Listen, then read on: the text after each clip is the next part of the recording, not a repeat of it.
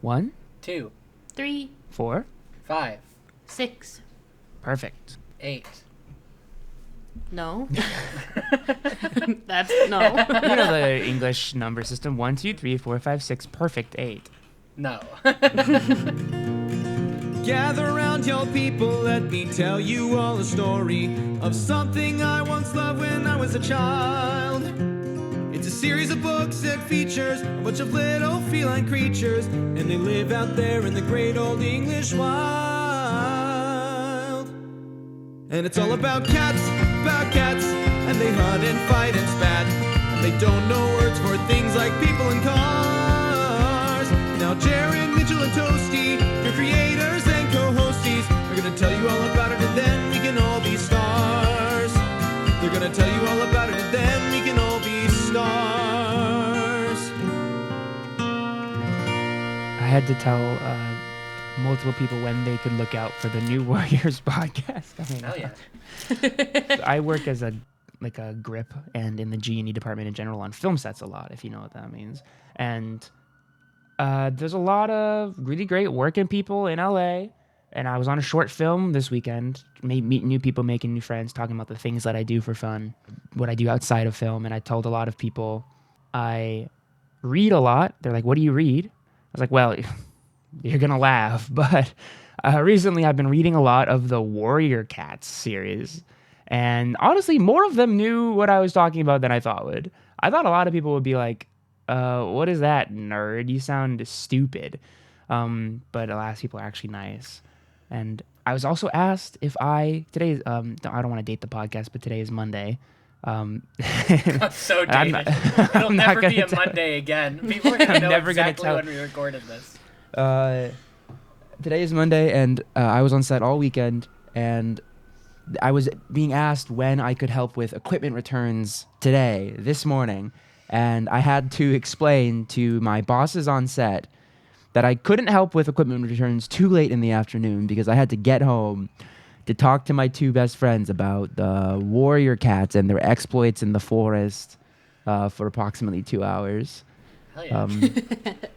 While other people said things like, I have meetings. You could have just said, I have meetings. I have dinner with my family. I have a meeting with my clan, and we must discuss the fresh kill situation. We have to discuss You don't the understand. Shadow Clan sense at the Sunning Rocks. How'd they It's get the full all the way moon. the fuck 4 over trees there? is upon us. That's where the River Clan bastards are. How'd Shadow Clan fucking get here? All right.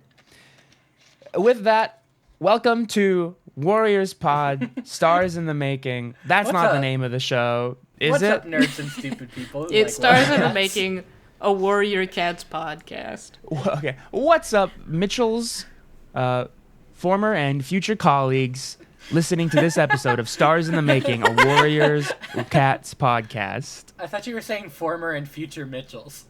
Former what and I future thought. Mitchells. People who are planning on changing their name to Mitchell, or Mitchell is their dead name. Welcome. My name is Mitchell Crispi. I'm joined as always, by my two co-hosts. I'm Jaron D Ratman. I'm Toasty Valentine, he, him. Ah, right. My name is Mitchell Crispi, they, them. I'm joined as always by my two glorious co-hosts. I'm Jaron D Ratman, he, him. I'm Toasty Valentine, he, him. I love every time we do these intros, when I say my pronouns, we realize we need to refilm the 30 seconds prior because you guys did not do that. We're so professional. I'm a bad ally. No, it's okay. Just like Tiger Claw. Just like Tiger Claw. Just like those fucking Wind Clan bastards. Yeah, this is the third main series episode of this podcast, which means we're talking about Warrior Cats Book 3, Forest of Secrets. Woo! I'm going to tell you guys, there's a lot of mischief going on in these woods. There's a lot of secrets in this forest. I was under the strict impression going into this that there was one main secret being held. Turns out, there's like 6 secrets, guys. This book was, like, fucking harrowing. Every second, there was more intrigue. Like, I could not put that shit down. I thought I was going to cry, basically, from the second half onward, every sentence. There was one moment where I did cry. It There fully were like got 3. to me. There were 3 moments where I fully cried. I don't think any of these books have made me cry yet, but we'll Okay, see. brag. I'm a big old baby, Emotionless so Jaron. it's bound to happen. All right, big man with no emotions. All right. Yeah. Not crying over the silly cat books. We'll need Yeah. a leader like you to be strong and take us through these difficult times. Of course. I will also say, we've been trying to film this for like a month. Yeah. We try to record these at the start of the month, and it is not the start of the month anymore. Yeah, we haven't recorded in quite a while. What's been going on in y'all's lives? It's been So much. What so hasn't been much. going on in all of our lives? It's been a long few weeks, huh, folks? Oh yeah, happy November, everybody. Not to date the podcast, but it is Monday. And you know It is what? Monday in November. It's a Monday in November, not the first one. So, Definitely guess. not the first You one. got like a 33% shot. yeah. Yeah, it's been a very long month. We're getting towards the holiday season, so a lot of us are busy all the time. I've had lots of Thanksgiving plans going on. Yeah. Lots of work under my belt. Yeah, and a lot of emotional stress. Been very difficult to try and find time to read the silly cat book. So So I finished reading this book over a month ago at this point. I think because as was mentioned in our last episode, I was in a musical at my university, and I needed to get this book read before we went into Hell Week for that. So I read this such a long time ago. I think I was listening to the audiobook on drives to and from the theater for dress rehearsals. yes, I nearly thought I wasn't going to get this book read because I had a lot of shit going on at the end of last month, and then obviously the beginning of this month was not much easier. But I did get it read. Good distraction from... Yeah. It helps to get your deadlines done when you keep pushing back the due date for the deadline, which we did 3-4 times. I mean, being a full-time student in November, this is the one deadline that I can push back. Yes. So Yeah. yeah, it's been busy. I got a week, and then finals, and then I'm done with the semester, and then I can read another Warriors book. Woo! The perfect gift to yourself after doing so great on your finals. Yeah, Warriors. I'll probably book take 4. mine with me because I'm traveling for Thanksgiving, so Nice. may or may not read it on the plane. I always bring books and I never actually fucking read them. I always end up just playing on my DS or something. It's all for the look. Let me give you a little tip, I- Toasty. Hold the book open and the DS inside the open book, and the people next to you on the Yeah. plane will think you're cool and intelligent. And shake your head intermittently so they know that you disagree with Tiger Claw and his conniving schemes. I can't wait to read Tiger Claw's memoir, his first-person Oh my account of God. what he thought was thinking. Once we get, I'm excited for us to start getting to the super editions. I That's can't- gonna I be The can't exciting. wait. super editions. How long is that going to take? 5 years? When Um, are those in the timeline? I want to just go in real life release date order because I think I would that's like the that, too. easiest way to consume anything. There's the debates about maybe movie adaptations of books that are out of order, like the Hobbit and Lord of the Rings trilogies. You can make an argument that you could watch the Hobbit first because the Hobbit book technically was published first. But you shouldn't do that because those movies suck. This is a segment that I'm introducing called Hot Takes About Other Media. Hot take. Your hot Save take this is that for the the- Hobbit movies aren't very Save this good. for the B-sides. God damn. Everybody loves those movies. Yeah, the except Hobbit for movies me. are critically acclaimed. You're the only one. I think the funniest thing about the three of us being hosts is that Mitchell is a media study major, has a media study degree, and I'm a guy who's famously seen 3 movies in my whole life. So I'm most the guy things you who's talk about, famously I read, cannot 3 relate to. books, and they're all Warriors. They're all warrior cats. 1 through 3. So we each bring something different to the table. Toasty, I want Yeah. you to come to me with any movie that you hear about. Just ask, and I'll let you know if it's good or not. Okay, I have awesome. no incorrect takes. Most of them I have not seen. How do you feel about Most of them are good, so there you go. How do you feel about Most Mr. movies were good. Megorium's Wonder Emporium? I fucking love that movie. Hell yeah. That movie is all about joy and being an old man who sells toys. Yeah. And also bad CGI. I love a movie about bad CGI. Oh, I love a movie with bad CGI. A movie about bad CGI. I think that is so central to that movie that it's about bad CGI. It's the plot point. I love like effects from the 80s and 90s where they were just trying to figure out CGI, and it's not that good, but it's still so funny to watch. Yeah, you guys remember Flubber? No. No. What was your example? You had an example, and I totally cut you off. Because I rewatched Ghostbusters over like in October, and oh my god, the fucking effects of like the little gremlin creatures in that is so funny. It's quite great. Oh, I haven't seen that movie since I was a kid. I love cutting from the actual New York skyline to a green screen or like a backdrop of the New York skyline. It's like so bad, but I also love it. We'll have to watch and review the Ghostbusters movies for one of our B-sides. Or one of our I've only seen the podcasts. first one, so. I've only read the first one, so. I've only read the novelization of Ghostbusters 2. I bet you it exists. I'd love to be that guy who's only read the novelization of famous movies and not guess watch For what? a long time, I had never seen Spider-Man 3, but I had read the novelization of it Why when I was a the kid. That's know. crazy. Because my elementary school library had it. That's awesome, because that one's the weird one. I wonder how that translates to book. I don't remember it, but I should find it and read it again. And guess what, Toasty? We can do that for you, because from now on, if I have any say in it, the B-sides are reading the novelizations of popular movies. Okay. You're making us read more books with the episodes where we're not supposed to read books. Yeah, okay. Maybe not. Maybe every now and again. It would be funny, though. I'm actually down to do like media review episodes since that is something that is in all of our wheelhouses. Yeah, Yeah. it's in my bones. Making Toasty read all of One Piece, that me and Jaron can pick his brain I'm about like it. 350 chapters in and I haven't touched it in a year. And what about it? That's crazy. We do That's not have time to okay. get into that right now, because that's crazy. That's like the opposite of what Mitchell did. Yeah, I Reading touched the whole first- series in like 3 weeks. Yeah, I touched the first chapter. I was like, this is pretty good. And then I touched the remaining 1,000 chapters immediately after. Anyway, Yeah. shall we get into We it? should probably actually like review the book we're here to review. We said like 3 words about it, and then none of us could figure out how to start, so.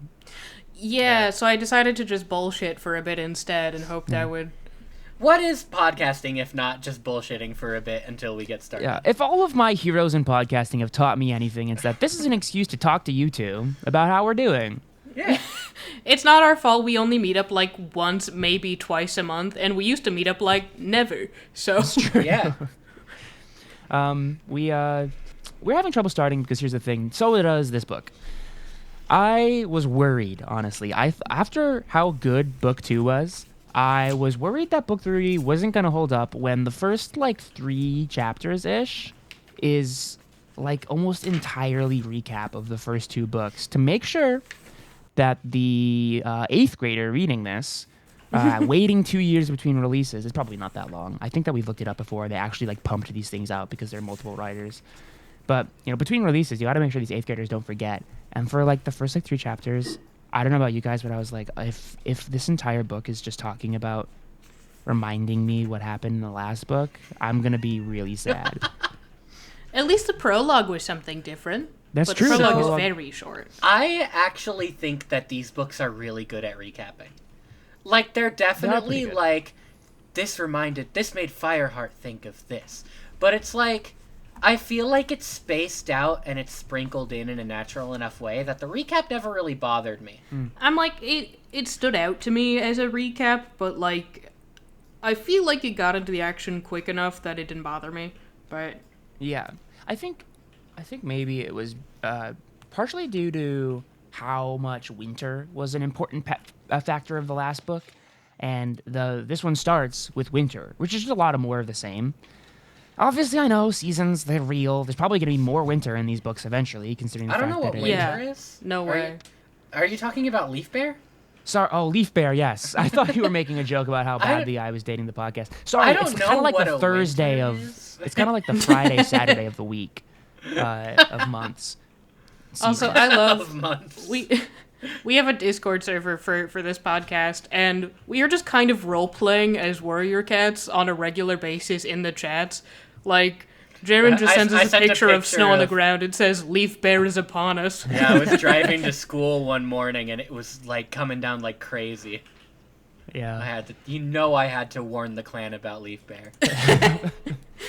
And all the other cats in the clan are like, yeah, it's fucking cold. What do you mean? Warn Yeah, us. man, I saw the snow this morning. You've been gone for like 2 hours. You should have God. seen it. God, guys, Jared Pelt's kind of annoying. I don't know. Then somebody brought up River Clan, and Mitchell shouted "wet-bellied cowards," and I just loved that so much.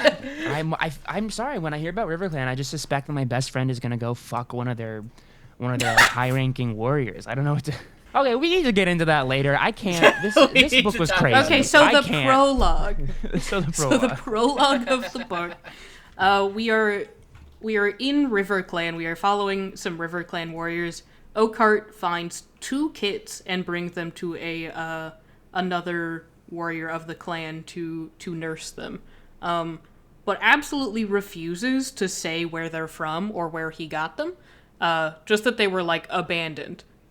Yeah. Which is very shady. And you know, in real life, you think about it, if somebody did that to me with 2 kittens, I'd be like, that's very normal. But if they did Okay. it to me with 2 babies, I'd be like, Yeah. Think who about the this fuck with babies 2 are these? human babies. I'm like, excuse me. Like You 2 can't really human just acquire babies these. from like Canada. And you're like, where did these babies smell like Canada? Where did you get them? It's like maple syrup and being apologetic. I'm sorry if we have Canadian listeners, and I know we will because we have Canadian friends. Yeah, he refused to say where he got them from. Then Greypool, who he brought them to, was like, they smell like an enemy clan, which is my favorite thing. She cannot discern which one, but she's like, that's evil. She can't discern it in the prologue because we gotta have some tension. The River Clan warriors they just fucking suck. They can't tell. They can't tell what Wet-bellied cowards. Yeah. Everything's always washing off. I really appreciate that this book series is sticking with the whole prologue thing. You I get love you get the one book. prologues. Yeah, it's great. Great way to build tension, especially for like a young adult series, where all you really need for a young adult series is to be entertaining and like well written. And so if you just get some dramatic irony in there right at the beginning, I'm like, well, I guess I'm reading the rest of this book because I gotta know what happens here. It's also nice to have a very brief glimpse into the other clans, because as interesting as Thunder Clan is, I am curious about what they're doing over there. Yeah, that's another reason why I'm excited to get into some of the later like extra books, like the super editions and stuff, because they often are like centered around a specific character, and it's not always a Thunder Clan character, and I really like that. I'm excited to. I want to know what fucking Snowstripe from Shadow Clan got up to after the events of Series 4. You know, I want to read Running Nose's very sad daily journal. Which is like another day where I today am I woke up sniffling. and my nose was crusted over. I couldn't breathe through either nostril. Then I got up and one of them cleared, but the other one didn't. Every 15 minutes they swapped. That's a fun little fact for you. So prologue was great. I thought after the first book, I was like, ooh, prologue. First book makes sense. Second book also had a prologue. I was like, interesting. Third book has a prologue. Now, if there's never a prologue, if there's ever not a prologue, I'm gonna be pissed. I'm just We're telling going to you. be hearing from my lawyers. Yeah. Yeah, I don't think anything significant happens before the gathering. I think Tiger Claw's just like, are you really loyal to the clan, as he usually is? Yes, yeah, to uses kitty Fireheart. pet as if it's a slur a few more times. And Yeah, he calls the main character a slur, and then we carry on. Hey, if you gotta build up a villain really quickly, just have him call your main character a slur. Just a little writing tip from your buddy Jaron D Ratman. really extra easy if you make up the slurs in universe. You don't have to use Yeah, any yourself. don't use a real one, guys. Don't use real slurs. Unless you're writing about your own experiences, then that's fine. Yes. Writing about my own experiences as As a for instance, a kitty queer pet. person, and I'm just using like unrelated slurs. But it is about my experiences. Guys, it's fine. I can use them. Yeah, those are my least favorite type of people. Oh, God. I I know it. Yeah, this is about when I was getting sick and tired of all the recap. Was this everything's cold, Fireheart's feet are chilly. Always talking about how people are hungry and there's not enough food. And I was like, okay, cool. Let's get to something new. I was like, I know spring is coming. It's gonna be something interesting. I think the first most eventful thing is the thaw, right? Yeah. No, it's the I guess the gathering, right? Yeah, Yes, this book It's the begins with the Gathering. gathering, as the previous one did. Which, like, this is... I think that starting the book with a gathering, it could get old if, like, every book starts with a gathering, but it's also just, like, an effective recapping tool, because you, like, immediately are like, here's what all the clans are thinking about, and here's how all the conflicts are lying right now. It's also like the only time markers we really have, because like a moon is roughly a month, about probably a little less. And so like we know it's been a month since the previous gathering, which is kind of all we have timeline wise. Yeah. And what's crazier, some of these events are happening within like 3 days. A lot of them. These books follow the very traditional, like, young adult writing thing, where this whole series takes place. It hasn't even been a year yet. It's crazy. No, it everything that has hasn't. happened is. I think it's been like 9 months, maybe. Yeah, because Probably less than that. 'Cause he we're joins in in fall. Leaf Bear right now. Did he? I think he. Was it fall? I think he was joining like thought it end was- of summer, maybe. I thought it was like spring, summer. I could be Maybe it wrong, was but- spring. Okay, well, if it's spring, then it's been a little over a year, I guess, because they get into the thaw.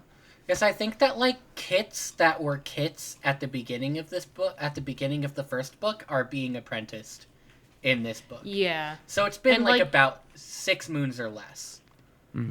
And usually, like, kitten season is typically spring. Like, that's the most common time you have for, like, bursts of kittens. That's what you call a group of kittens. It's a burst.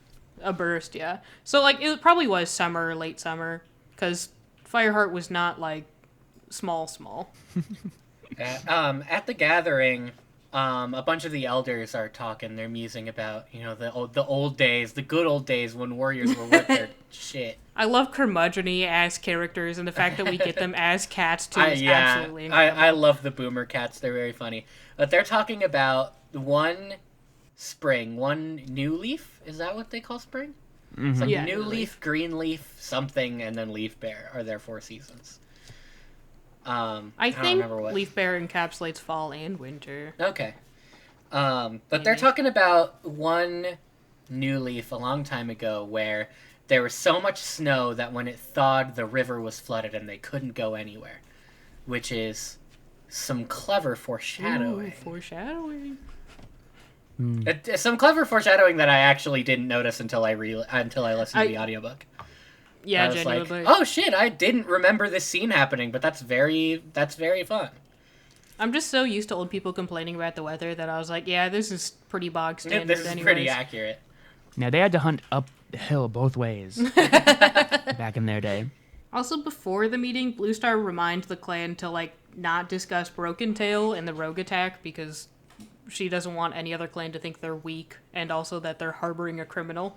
Which is also clever foreshadowing. Yeah. I mean, the most important thing, vibes-wise, is that this is, like, directly after the Thunder Clan and Wing big- Clan fought together to fight the- River Clan and Shadow big Clan. battle.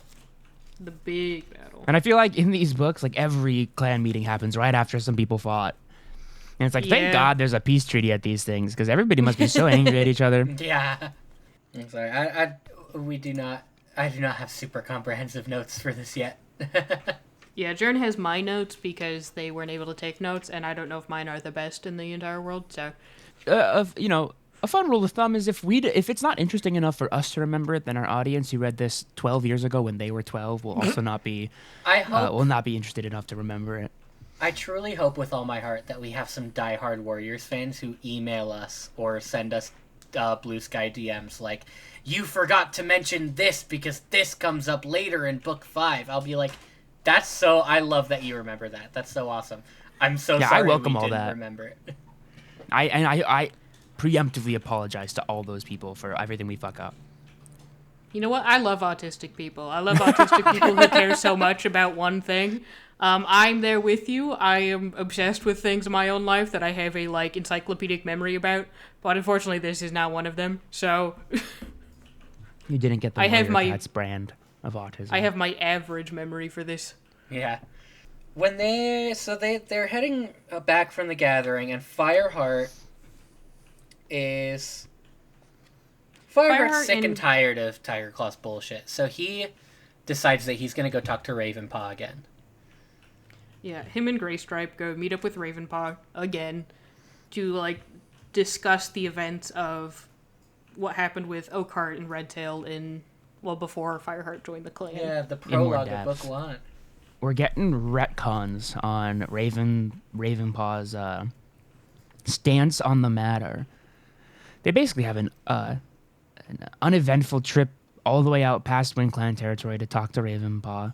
Ravenpaw is doing great. He's plump and well-fed, eating all these barn mice, living with his gay lover Barley, and they're living it up in the barn. They share some of their mice, and Ravenpaw very anxiously recounts his tale of how he supposedly saw Tiger Claw kill Redtail, and this time he changes his story, and mentions that Oakheart did not die because Redtail killed him. He died because of a rock fall that Redtail accidentally led him under, which is the key factor, because one of the main reasons that Bluestar didn't believe the story that Fireheart told her about Redtail's death is that Redtail would never willingly kill another warrior if he didn't have to, and so the whole story must have been made up. But I'll tell you, when I heard Ravenpaw tell this new version of the story, I thought he was lying because he changed his story. So I totally get why Bluestar is not believing in this fully. Honestly, Ravenpaw was very young the first time they recounted the story, and also very, shaken up and traumatized. I genuinely just think they were summarizing to the best of their ability while, because at that time, Tiger Claw was spreading rumors, and everyone was starting to hate Ravenpaw. He was under a lot of stress. Mm-hmm. It's true. I recall the first book where every 3 sentences we got, Ravenpaw looked around anxiously to make sure Tiger Claw was not watching. Yeah. I don't know if it's, changing his story necessarily, or more clarifying upon his previous telling if I remember correctly in the previous books... Now, I did, and if I remember correctly in the previous book in the last episode, that turned out to be dead wrong, and I'm excited to talk about that. Nice. If I remember from the previous books, Ravenpaw never, said that Redtail killed Oakheart. I think that he just said, Tiger Claw didn't kill Oakheart. Tiger Claw killed Redtail. And Fireheart was like, well, then who killed Oakheart? And that gap just kind of never filled itself. Fireheart just kind of assumed, oh, Redtail must have killed Oakheart. There's a lot of moments in this book where we hear a sentence, or we hear some information, and then we hear Fireheart to himself think, well, then what's this information gotta be? Could this be? He's a very Fireheart's curious mind cat. wandered back to this exactly. thing That he heard about 3 chapters ago. Could it be this new piece of information is related to this thing? And of course, us with the benefit of being real people reading a story, we're like, yes! Yes, it is! Yes, our brains are larger than yours, Fireheart. I know these books are meant for a younger audience because, Fireheart is both insanely intelligent but also dumb as shit at the same time. It's very true. Bro is winning at chess but failing checkers every fucking chapter. That's so true. He sees the checkmate from Tiger Claw coming 3 steps ahead at all times, but he has no ability to watch his own ass from being quadruple jumped. He can't make very basic connections of, these 2 cats look identical. I wonder what that means. How curious. There's a specific... We'll get back to that. We'll get that. There's a specific line that I was like, what the fuck, dude? That's so stupid. It's a lovely reminder he is an orange cat, so he's a little stupid. He's only a little stupid. Is it at the gathering that they talk about Bluestar's kits again? Is it someone at the gathering? No. Because that gets brought up really early in this book, because I immediately remembered me in our recording of episode 2 saying, I don't think Bluestar had kits. I think you're confusing her with Yellowfang. And then I started reading this book, I'm like, well, fuck me, I guess. It's okay, I'll go in to edit that episode, and I'll just put 15 seconds of beep over your... No, leave that in because I want to get all the emails about it. Of course, yes. No, I'm pretty sure I stood up for the fact that Bluestar did have kids. I think I stood my ground on that one. I think and you know did, what? And I was just a little confused. I'll do some engagement bait also. I'm pretty sure that Tiger Claw is a bright yellow cat. I'm remembering correctly. I'm pretty sure Bluestar is secretly green. Yeah. I think that they just omit that from the descriptions. If I remember correctly, they mentioned that the mother mouth, the moonstone in the mother mouth is actually uranium. It's causing all these cats to develop mutant powers. No, I think you guys are forgetting the fact that in Chapter 2 of Book 2, they admitted that catnip is making them think all of these things, and they're actually just high as fuck the whole book. Yeah, this whole series takes place in me and my roommate's head while we're zorded out of our brains Catnip. on that nip. This is actually 2 kitty pets doing way too much catnip and then having insane dreams. Yeah. What if we Oh my God. lived in the woods? And Leaf Bear was so harsh and we couldn't keep the clan fed. But they get He's too like, into what the it. fuck is Leaf Bear, bro? They get too into That's it and what they I have a call bad trip and winter, man. they think they're actually in danger. They're fighting over the fresh kill. My clan And it's needs just it the more than your stuffed clan. mouse. And their owners are Anyway. watching 2 cats on the floor going meow, meow, meow. I love any and all reminders that these are cats because I always forget and then Yeah, they oh my meow gosh. or whatever. There's Yes, one this- moment in this book where Tiger Claw's being really threatening, and then he does a little circle and curls up into his nest, and I actually had to put the book down because that made me laugh so hard. I was There like, was this a is a fucking cat. He's like the size of a football. This is supposed to scare me. He's did a so cute big and little scary, twirl. but then he's like, "Mer." He's probably Goes to fucking bed. kneading the ground right now. Bro's making biscuits while making threats. This book is definitely I think it's gonna, I hope this is a trend that continues. The farther we get in these books, the more they just kind of treat these like humans who yowl instead of talk. Like there's just so much real human shit going on in this book. So often they're speaking like they're humans. Anyway, moving on. Fireheart and Greystripe get in trouble when they get back to ThunderClan. Tiger Claw, dusty ass, catches them, and he's like, "You claim you were hunting for the clan, yet I smell fresh kill on your breath." And they're like, "Damn it!" Because Barley and Greystripe, what's his name? Fucking Greystripe? What was I saying? No, Ravenpaw. But there we go. Because Barley and Ravenpaw cooked them a delectable meal in their modern studio bed, apartment. and they got back out from this outing, this double date with their friends, and they were like, "Oh fuck, we had dinner, but we didn't bring anything back." And that was a moment where I was like, "Why don't you just bring mice back from the barn, dummies?" they talked The mice about are that. fat. The mice in the barn Yeah. are fat, and that's uncharacteristic of regular fresh kill. Yeah, If we 'cause, bring back Fireheart's, these well-fed barn mice, Tiger Claw's gonna know that we didn't really hunt these.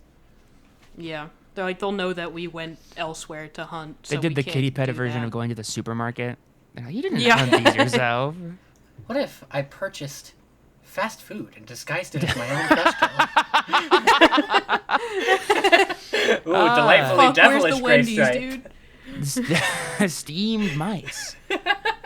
I thought you said we were having steamed rice. No, I said steamed mice. That's what I call So- fresh kill. Bluestar makes them hunt until sunrise to punish them for eating first, and not hunting for the clan. Which is honestly not too bad. Basically, Nah. these guys always get away with whatever they want to do. Because been happening they're the since world's most book special one. little boys. There's the there's a most chosen punishment that heroes. happens later that's over basically as soon as it's made, and I'm like, oh, I thought we Yeah, were gonna oh my spend more God. time on the consequences of that, but I guess not. So soon after this, Fireheart has another prophetic dream. Bro has one of these every 2 fucking seconds in these books. Yeah, he's getting. And he's always getting- like, could this dream mean something? It's like, yeah, dude, that's the 5th one you've had that's meant something. Each and every one, Leafpool comes up and says something to him. Spotted Leaf. Spotted Leaf. How dare Spotted you. Leaf. Fuck. God, the name thing again. This will never stop. This will never stop happening. I hope Spotted it doesn't. Leaf is It's like- pretty fun. Every time Spotted Leaf is like, "By the way, I love you, Tiger. I love you, Fireheart." And he's like, "What could it mean? What could it mean?" In this dream, she says, water can quench fire. And he, for the life of him, cannot fucking figure out what that means. For the rest of this book, he does not understand what that means, what's going on, where he is. What's weird is I don't think he ever really figures that out anyway. No, I don't think so. Yeah, this prophecy to me felt like we gotta have one. So They bring it up so many times throughout the rest of the book, but it doesn't ever really mean much. Like, Yeah. Because the first time it's applicable is in basically the next big event, which is the thaw. There's actually a lot that happens before that. What? What Um, is this? yeah. Because Just listened to when this morning. Fireheart and Greystripe went to Ravenpaw mentioned that Oakheart right. said, like, no ThunderClan warrior can hurt Stonefur or something. Was it Stonefur? Yes. What's his fucking name? think it's Stonefur and Stonefur. Mistyfoot are the two. The two River Clan warriors that are important in this book. Stonefur was at the battle at Sunning Rocks from the prologue to Book 1, and apparently before Oakheart died, he said something about, like, no ThunderClan warrior will dare harm Stonefur. And that's weird, because why? What's so special about Stonefur? So Fireheart and Greystripe decide that they're going to go meet up with Silverstream and ask her if she knows anything. And Silverstream brings Mistyfoot, who's a good friend of Silverstream, and she's Stonefur's brother. And they have a conversation about sister. She's Stonefur's sister. Mistyfoot is Stonefur's sister. It's like a tongue twister. I feel warmed up now. This is a vocal. Yeah, I was gonna say it's a vocal warm up. Fireheart and Greystripe met up with Silverstream. Mistyfoot is Stonefur's sister. But Mistyfoot, I don't remember if Mistyfoot has any new information, but we learned that Mistyfoot knows about Silverstream and Greystripe and is sort of the Fireheart of River Clan in that situation of, like, hey, Silverstream, you're really fucking stupid for doing this, but I'm your friend, so, like, I'll be chill about it. Yeah, yeah. I won't tell anybody. She does confirm that Oakheart, who is her father, was killed by falling rocks and Yes. not by Redtail. So she does, like, confirm this information we received from Ravenpaw, which is the main reason they were meeting up with them, was they wanted to double check, because they didn't want to continue to accidentally lie to Bluestar. Mm-hmm. And then is this here where Fireheart takes the plunge and asks about the other piece of information about why Oakheart said this? And Mistyfoot says, well, I don't know that either, but I'll go get a third, even more special cat who will know the answer to that. Yeah, she goes and gets Greypool. Greypool is... Well, they meet up at a later point with they meet up at a Greypool. later point, that's right. But They Greypool... arranged to meet up with Greypool, though. They meet with her, like, legit, like, a page later, so I don't know why we like had to like wait a day little has bit, passed or something, but yeah, Greypool is Mistyfoot and Stonefur's adopted mother. She, like, fed them when they were kids. She nursed them.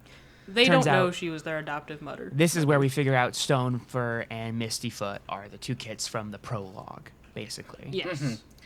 And, like, for us as human readers, with the benefit of knowing that we are reading a story and where all these pieces of information are going to tie together, at least for me, immediately was like, oh, Stonefur and Mistyfoot are Bluestar's kids. Yep. Oh yeah, like not even one sec. I didn't even need this bit of information to realize that they brought up the two kids at the beginning, and I was like, oh okay. I think it was Bluestar's this kids. point where I was like, okay, these are Bluestar's kids, which is where one of my misgivings with this book comes in. This book dangles that information for its entire runtime, and And then it becomes not even that big of a deal. yeah, it feels a bit like, but they keep teasing it. Like, the end of every chapter will be like, you remember this? You remember this? These things This is could where be. I feel This that could be. Fireheart is losing checkers, because, like, at every possible moment where it is so obvious that is the truth, he does not see it. Yeah. The audience is being led to believe this through no help by Fireheart. We are shouting over his shoulder instead of learning it from him. Yeah, it becomes a little bit frustrating. This isn't like an actual criticism of the book, because it didn't, like, affect my enjoyment of it at all. But it is something that, like, I took note of and wanted to mention, was it does get a little bit frustrating waiting such a long time for the main character to figure out what's given to the reader so early. Yeah. It was definitely at a later point, which I will bring up then, when I was finally sick of it, because, like, for a little bit, it's like, we're building it up, we're having fun with the tension, but then at some point it's like, okay, let's just move on already. Yeah, let's rip the Band-Aid off. We all get it. After we learned that Greypool nursed these two kids and that they were taken from ThunderClan, Fireheart finally talks with Bluestar, and recounts the story, but accurately this time. And she believes him that Oakheart died in a rock fall and that Redtail didn't kill them, but will not hear Fireheart out about the kids. It seems to be a very touchy subject for her. She gets pissed at Fireheart Yeah. for, like, you believed this unsubstantiated story from River Clan cats? Like, she's pissed. wet-bellied cowards. Yeah. This is, like, the most emotional I think we've ever seen Bluestar, like, in any direction. Yes. Yeah. Bluestar's, like, typically, even during, like, very intense moments, is usually very collected. Very characterized as collected and wise. Yeah. This is another moment where they're trying to, like, bash you over the head with those are her kids, because, like, she's very emotional about it, very touchy, does not want to talk about it, very sore subject. And Fireheart's like, I wonder why she's so weird about those two kids. Yeah. I don't And get it. because I guess they're kind of implying that because she got so emotional about the kits, classic, a woman can't be a good leader when they're emotional moment. Because she's so emotional about the kits, she also says, I also don't want to hear anything about Tiger Claw. So she sweeps both problems off the table because she's upset about the kit thing being brought up. Yeah. And I think Fireheart's like, that foiled again. Bluestar in this book feels very different from the past two books to me. There are some things about Bluestar in this book that don't feel like the very, like, intelligent, mature, collected leader that we've had in the past few books. There's one specific thing that's, like, it's not an event that happens in this book, but it's something that makes me think, why would you do that? With your experience, with your specific experiences, why would you do this? In this book, she kind of has the feeling that her time as a leader is coming to an end and that her ability to keep doing this is wearing thin, because she has lost so many leaders and been through so many Leaf Bear and keeps having to find a new deputy and has lost so many other warriors that That's true. I don't think she can do this anymore. Like, she has been through so much. She is on her last life. Like, This is why It's we need to gotta be- introduce term limits to being clan leader. Give these people a break. because, like, clan leaders don't get to retire. They just die in the position. They must die. Like, Yeah, they I must think die in that, the position. Or be kicked out, I It- guess. yeah, in cases like with Broken Tail, they can be, like, ran out of the clan and revoked of their name, but they can't have, like, they can't have their lives taken away. They can't have their rank removed by members of their clan. It has to be something major has to happen, like with Broken Tail, where he I'll was tell you what. ousted and ran out of the clan by multiple clans. I'll tell you what. They can have their lives removed by a badass named Yellowfang, though. That's for sure. Oh my god, I can't wait. Yeah, I'm like, to me in this book, it just seems like, you know, she's old. She's hitting her elder stages, but she's not allowed to retire, which... Yeah, that's fair. Maybe, like, the facade is slipping a little bit. Well, not facade, but the... That was just my interpretation of it, but... I would say that what I keyed into about that is that it just feels like less time is spent with her, for sure. We're focusing on a lot of different characters this time. A lot more characters. And so, like, the whole, like, friendship that was kind of there between her and Fireheart, where Fireheart really trusted her and felt like a mentor, and they had, like, a sort of a special bond, isn't really, like, seen as much in this, so it kind of slips away from their attention. And then the moments that they do share together are often, like, the one that we just discussed. So I definitely see where it's, like, it kind of, like, starts to feel like something's missing from their relationship. But I'm excited to Yeah. see if it comes back in the next one or something like that. After this, there's just a very brief moment where Fireheart stops the kits from hurting Broken Tail. They're, like, batting at him and playing rough. And Fireheart, with all the kindness that he has in him, stops them from doing so. Yeah, because is it, like, Darkstripe is there just watching? Yeah. It's like Yeah. letting He's not these doing letting anything these about poor it. kids harass this war criminal. This dangerous cat. This cat who's, like, obviously, like, it'd be crazy if I was like, oh, this war criminal, don't worry about them, they're blind, they can't hurt you. And I'm like, Yeah, he kids, go definitely walk isn't up like to the blind. enormous and could kill a kid in a single strike. Like, Your Yeah. blind still What are means you can doing? hear, smell, and feel you near And them. Like, move their claws in the direction of your children. And this is the moment where Fireheart decides to tell Cloud Kid that they are not clan-born. He's like, now's a great time to be like, you're adopted. yeah, big adoption storyline in this one. Yeah, poor Cloud Kid. Cloud Kid definitely is having a bit of a rough time with the other kids. Just very But sad. like, honestly, I feel like what's happening is he's just, like, not being put in his place, but mayhaps taken down a peg, because he's a very cocky little guy. Like, I love he him. is very big for his britches. I just love the kids in these books because they're always so delightfully stupid. That's like a universal constant for Warriors books, is that the kids are always adorably dumb and get into situations. Which is what I would imagine it would be like if you were a kitten in the wild. Yeah. Yeah. God help me, I will get in a situation and you will have to rescue me. Yeah. Lord help me, I will try to take down a creature 15 times my size. Lord, try and stop me from eating these poisonous plants. Well, that's coming up next. That's directly after this. Fireheart, Cinderpaw, and Cloud Kit go hunting for herbs for old Yellowfang. And then Cloud Kit nearly eats yew, which is deadly berries. So he gets definitely put down to size a little bit there. Because Cinderpaw, like, races and tackles him away from it.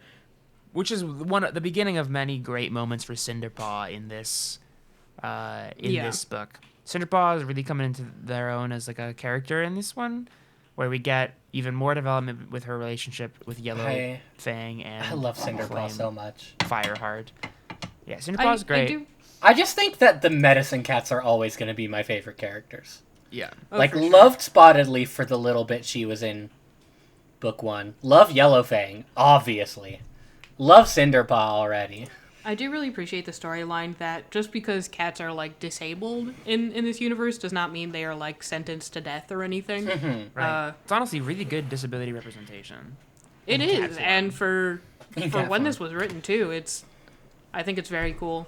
Yeah, it's actually really sweet. Like Cinderpaw has like an identity crisis of like, now that I can't be a warrior, I don't know what's left for me, and we're all like, Yellowfang loves you. Come on, Loves you. figure it out already. It's another one of those things that's so obvious to us, but, like, the characters of the story are not getting it. No, she's young and she's hung up on her broken dreams. That's completely understandable. It's she's still like- heartbreaking for a lot of the She's story. not like ready just because it's a new book to like move on with her life and be like, yeah, I'm okay now.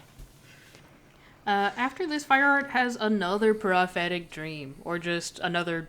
I don't know if it's prophetic necessarily, or because it's hinted to also be like past memories as well. I believe this is where he dreams of a mother cat and 2 kits, and then the mother fades away, and that's kind of it. Yes, and also like a plain, a never-ending plain of silver water stretching before him. Yeah. And finally, we get to the thing that Mitchell has very obviously been excited to talk about the whole time: the thaw. The thaw. The thaw. The thaw. Thaw. Very scary stuff going on. There's a lot of water. There's a lot of water, and I was kind of beginning to be under the impression that they didn't care much about the water. The River Clan cats I thought could fucking swim fine, except for when you get dropped into the rocky gorge. Silverstream Rest in saved. peace, White, Gray whatever Stripe. your name was. Yeah, fucking drowning cat. That was his name or something. Fucking drowning cat. I lost the warrior name lottery. My name is fucking drowning cat. And my apprentice name was fucking Brackenpaw. I don't know what they changed it to fucking drowning cat when I got my warrior title. I think my leader hates me. I was under the impression that the cats could fucking swim, especially if they needed to. But everybody's like, oh god, the water. I think it's because there's like a lot and it's rushing very fast. Is It's the true. problem. It's also When the water gets flooding higher, their it moves camp. faster. Their It's true, camp yes. is like underwater. It's like I can swim. I would not be fine if my house was underwater. I think it's like I can swim across a very calm creek, but I can't swim across like the Mississippi River. No, you wouldn't want to. It's gross. It is very gross. Mississippi mud, baby. Woo! Driving over the Mississippi River was always insane because that thing is big. Anyways, any Mississippi River enjoyers? out there? Mississippi! Any Yeah, Mississippians Illinois. listening, hit us up. Tell us about your river. Yeah, any How do you left feel side about of the river? Mississippians or right side of Louisianans? Anybody listening from Nauvoo, hit me up. Cool ass town. So they go out on patrol. The river's flooded. They find 2 poor little kits getting swept away on like their little bed, like on their like moss Yeah. bed. The little thatch bed. Yeah, they're on like a little. Yeah. It's like what they do to thatch. that woman in the Parent Trap. They fucking put that mattress on the lake. They're getting They got swept fucking- away. no. These kids got fucking pranked so hard. They're Dude, like, their "Oh, brother wake and up! sister are You're gonna be in so the much trouble." river." And so, as is always the case in books like this, they get there right in time. They see these little kittens. I love this is like such a juxtaposition for me. I love how they're like all the cats talking to each other as if they're full on human beings, but every time they mention kits, it's always like they're tiny giant heads and their gaping pink mouths as they mew pathetically. And I'm like, it's so funny because that's how humans talk about kittens. They're like, look at this little fucking guy. Look at these He's so pathetic, pathetic. little fucking creatures. These I know, scraggly ass and little it's also how the monsters. cats talk about the kittens. Like when they talk about the kittens, I can never not imagine all those memes of people just holding up these tiny, like wet kittens. Like, I picture those stage of kittens where their like tail is all the way up and they just look so small they and potato-ish. they can only bumble around because they don't know what they're Yes. doing yet. Yeah. This scene, we're making a lot of jokes about how pathetic the kittens are. This scene is scary. It is Oh, it's scary. fucking This is a really terrifying. tense sequence of like Fireheart going like under and over the currents to try and desperately rescue these 2 kids. You have to swim to the middle of the river, which is where Sunning Rocks was, because only the tops of Sunning Rocks are still visible. And Fireheart's having trouble getting up on the rock, having trouble getting the kits back to Gray Stripe, who doesn't want to swim out because he's now scared of water after almost drowning. And we've just been told, or to remind y'all, that fire can quench water. And I was sitting here like, water is can Vice fire? versa. Water can quench fire. And I'm sitting here like, is Fireheart gonna fucking drown in book 3? Can you imagine if just like not even halfway through book 3 they're like, Fireheart's dead, man. I don't Yeah. know what to tell you. Matt Graystrip's our main character now. This one's about Princess now. Oh my god. This one's about Cloud Kit. Yeah. Bumbly exploits as a dumb little baby. Mostly bragging to the other kids about knowing where all the berries that you can't eat are. Hanging out with the old people. Yeah. Bragging But, to the kids about almost dying every other chapter. Like, oh, today I almost ate death berries. Oh, yesterday I got chased by a badger. Do you think the other kids just straight up don't believe him anymore? They're like, yeah, man, whatever. Yeah, he's the dude, kid who cried badger. Sure. You expect me to believe that death berries exist? Why did Dumbass. he's like our fucking elders aren't stupid enough to name them death berries, and the elders are like shuffling their feet backwards, like leaving the conversation. So anyway, they get these kits safely from the river in a very tense sequence, and they do something that I think is very funny, where they do basically what's cat CPR, where they lick them back to life. And the Yeah, cats, apparently the kittens spit up river water, and because they're so small, they must have tiny lungs. That's very funny to me. You imagine just like the tiniest little droplet of water, Just like a little the world's spurt, littlest cough. like a little drop out of my mug. And they smell them, and they're like, smells mostly like river, but it also smells like River Clan. And they realize instantly that these are lost River Clan kits. And then they are trying their best to get these poor kids back to River Clan, which is also another very harrowing sequence. because the river is flooded. There's like no easy way across, so they are slipping their way on a fallen log that could dislodge at any moment, trying to get them back to their own territory. Yeah, because once Fireheart survived getting the kids out of the middle of the river, I remembered, oh yes, this is a young adult novel. Fireheart's not going to die, probably. But I was still worried that one of the kids could die, because these books have shown that they can be pretty brutal. And I was like not prepared for the idea that they might accidentally drop one of these kids back in the water or something, or even if it just wouldn't survive on the way back. Like both of those things would be really rough. So it's a very tense sequence still as they cross this slippery log. Very relatable story, crossing a slippery log. Everybody's done that once or twice, right? Yeah, man. On like hiking trips and campouts. Yeah. I went on a hiking trip in the Porcupine Mountains in the Upper Peninsula. And it was like the week after a huge storm had rolled through, so a bunch of the walking paths were blown out. The second day of that trip, we walked 12 miles, and it took us all day because we kept having to like backtrack and reroute. There were several times where we just had to like cross a stream or a river on like a fallen tree, shit like that. So Damn. I've been honest. there. It's scary. Did you eventually get to Mothermouth? We did make it to Mommy Mouth, and I got my 9 lives, and that's how I survived. Awesome. I've never done much camping, but one time I was at my local fairgrounds while it was like flooding terribly.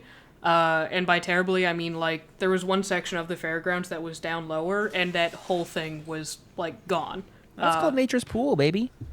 Yeah. I'm like, there was like several feet of rushing water, and I was trying to like walk back to my sister's beat-her-ass car to like get out of there, and multiple times we were nearly hit by lightning.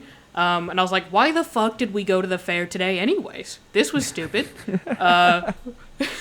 We are now trapped in the horse barn, Why did trying our best to get home. Why did they have the fair on the storm day? They looked up in the sky, they were like, big storm today, but I really got to sell these fried Oreos. The fair is the same like week every year, so they don't really reschedule any day. If there's weather, there's weather. Like, shit's just canceled. At our local fair, back home in Illinois, one time, Smash Mouth came and played. Yo! And all of the high schoolers from the area, like we put aside our rivalry differences. And not all, but like a lot of high school. I wasn't at this because I was busy. You didn't put aside all of your differences. Oh, You're no, like, not all the high couple of schoolers, them. because just like a lot of people. A lot of people came wearing Shrek masks. That's awesome. And Smash Mouth got really mad on stage at my local fair. Oh no. They take the kits back to RiverClan. RiverClan is very on guard. They think that, for some reason, they think that Fireheart and Graystripe stole these kits and like are bringing them back to gloat, I guess. Honestly, it seems like one guy who thought that. Like, everyone else was like, let's just talk to him. Like, what's your deal? Is it Crooked Star? Crooked Star was kind of like a little bit on edge as well. No, the Crooked... Well, he's on edge, but he's also the leader, so he kind of has to... He forgives them eventually after their mother is like, they must be telling the truth. It's a weird balance that's struck multiple times in the book, I think, between the very logical idea that you're just a little bit mistrusting of other clan cats because, like, it's just a big rivalry thing. And the very illogical idea of why would anybody be doing this? It happens multiple times throughout the book where, like, I get that they're not trusting, but also in Fireheart and Graystripe's own words, there's a huge flood right now. We didn't sneak into your camp, which is flooded, to steal these kits. Like, that'd be absolutely bonkers. We are fighting for our own lives. How would we have done that even?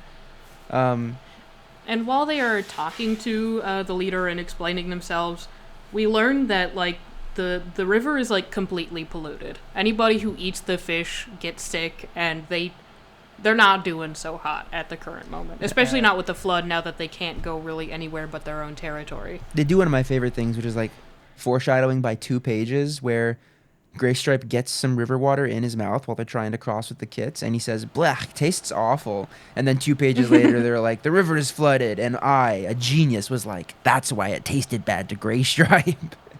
Yeah, because we find out in Fire and Ice that like the 2 legs have been like camping out on the river and fishing, overfishing, And then in this book, we find out that they also, like, just dumped a bunch of shit in the water. They, like, have polluted real bad. The theme of environmentalism is back at it again, mainly with RiverClan and the Two Legs are just always fucking shit up. Yeah, I can't wait for the book where they take down the Two Legs. I also can't wait for book 4 where there's a major plot point where all the cats are getting mercury poisoning from the fish. No. Can't believe they didn't bring up that they're turning the freaking frogs gay or whatever. The Two Legs put chemicals in the water and it's turning all the apprentices gay. Do you understand that? The Shadow Clan attack on the kit den was a fake. They were just trying to get insurance money. It was actually RiverClan cats dressed like Shadow Clan cats. Oh, God. That's a tragedy, actually. That's a tragedy. I hate that, man. So in this meeting, Fireheart and Graystripe, well, it's mainly Fireheart who's like, you know what, we'll hunt for you guys for a little bit while the flood is happening to help you get back on your feet. Because he's very benevolent, as is common throughout all of these books. He is very kind and has a very large kitty heart, and does not want to see anybody starve. Yeah, Fireheart. And then they do this thing where they're hunting for RiverClan for a couple hours in the morning and then for their own clan the rest of the day. And they're like, I don't know how long we can keep this up. And then very quickly it backfires on them. Another thing, while they're at RiverClan, Silverstream pulls Graystripe aside and drops the big reveal that she is pregnant with Graystripe's kids. And Graystripe is so happy and doesn't see any problems with this. I literally fucking gasped when the pregnancy was dropped. I should have expected it, obviously. Like, that's the next logical step of, like, intrigue, but I was like... As soon as the Graystripe and Silverstream relationship was like a plot point in the second book, it brought back all my memories of everything that happens with Graystripe. Like, throughout this book, including, like, what happens at the end of this book. Yeah, which is crazy. I remembered all that. I'm like, oh my god, I do remember this happening, and I remember Silverstream having his kids. This book is so fucking full of so many things that, like, it's so hard to very succinctly summarize what happens, because it feels like every 2 seconds there's another major plot point. Which is great, especially for a children's literature book. Yeah, these books are very dense. They're very dense. They don't like pull punches and like making you remember stuff and juggle ideas, which is what makes an interesting story. I was absolutely shocked because I don't know why, but I just like I really didn't expect them to break the floodgates on kitty parentage and the implication of kitty fucking so early in the series. They don't talk about it, but it's just wild to me that they're like, yeah, Graystripe is sneaking away to see Silverstream once every like 2 weeks, and a month later Silverstream's like, yeah, I'm pregnant, and Fireheart's like, oh shit, man, this is fucking bad.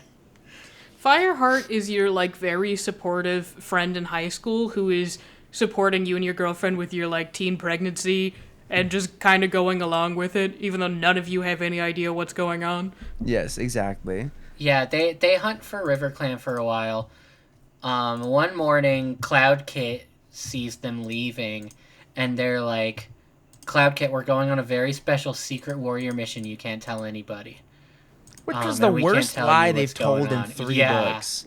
This cat Fireheart is so needs Cinderpaw around to and untrustworthy. lie for him.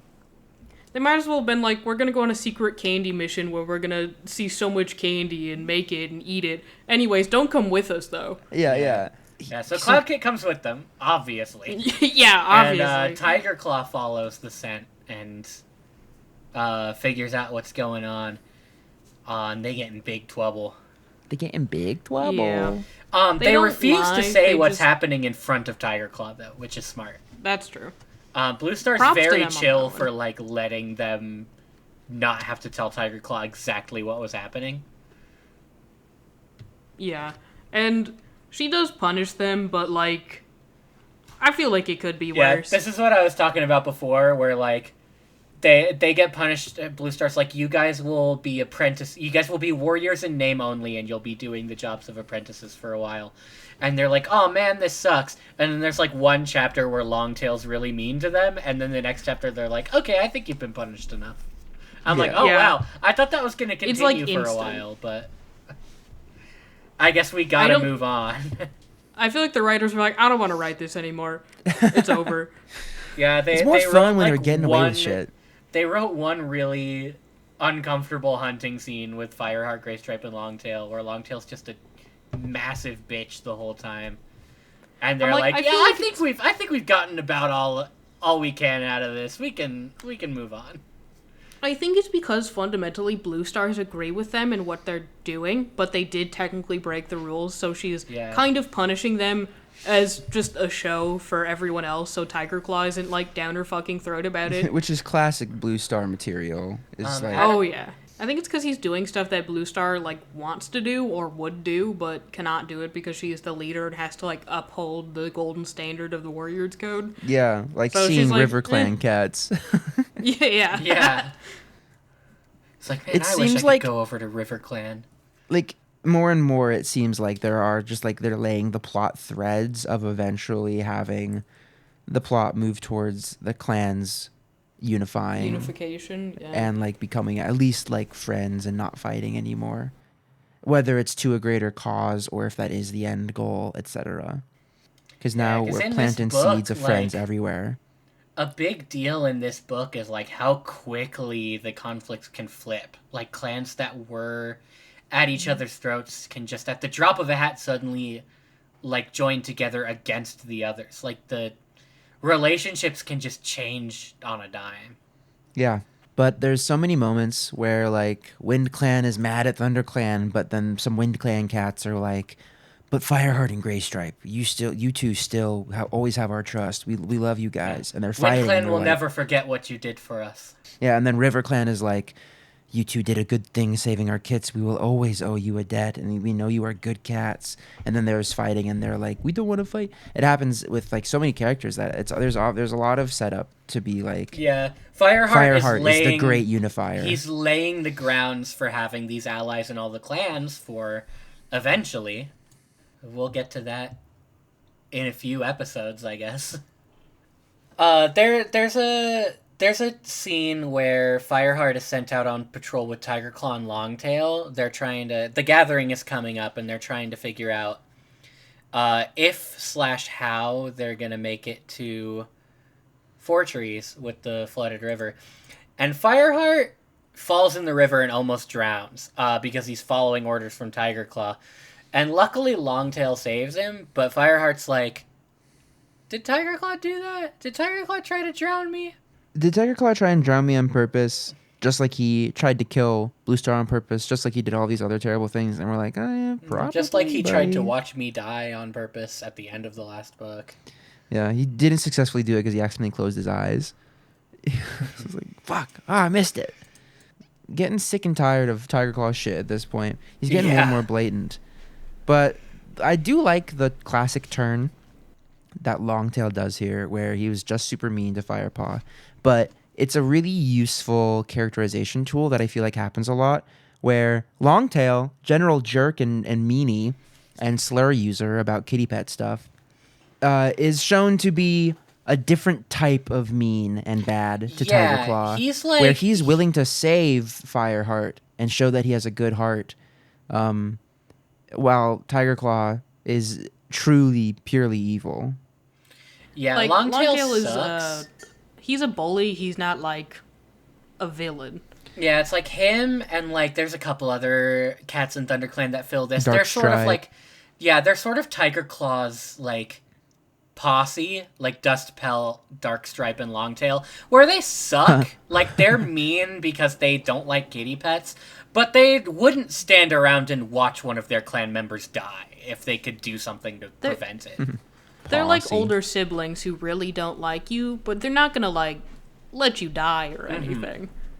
Yeah, they're just everybody not knows. a fan of you. Everybody's got those older siblings that will let you die and the ones that won't let you die. Everybody knows the differences. Some of us have different life experiences.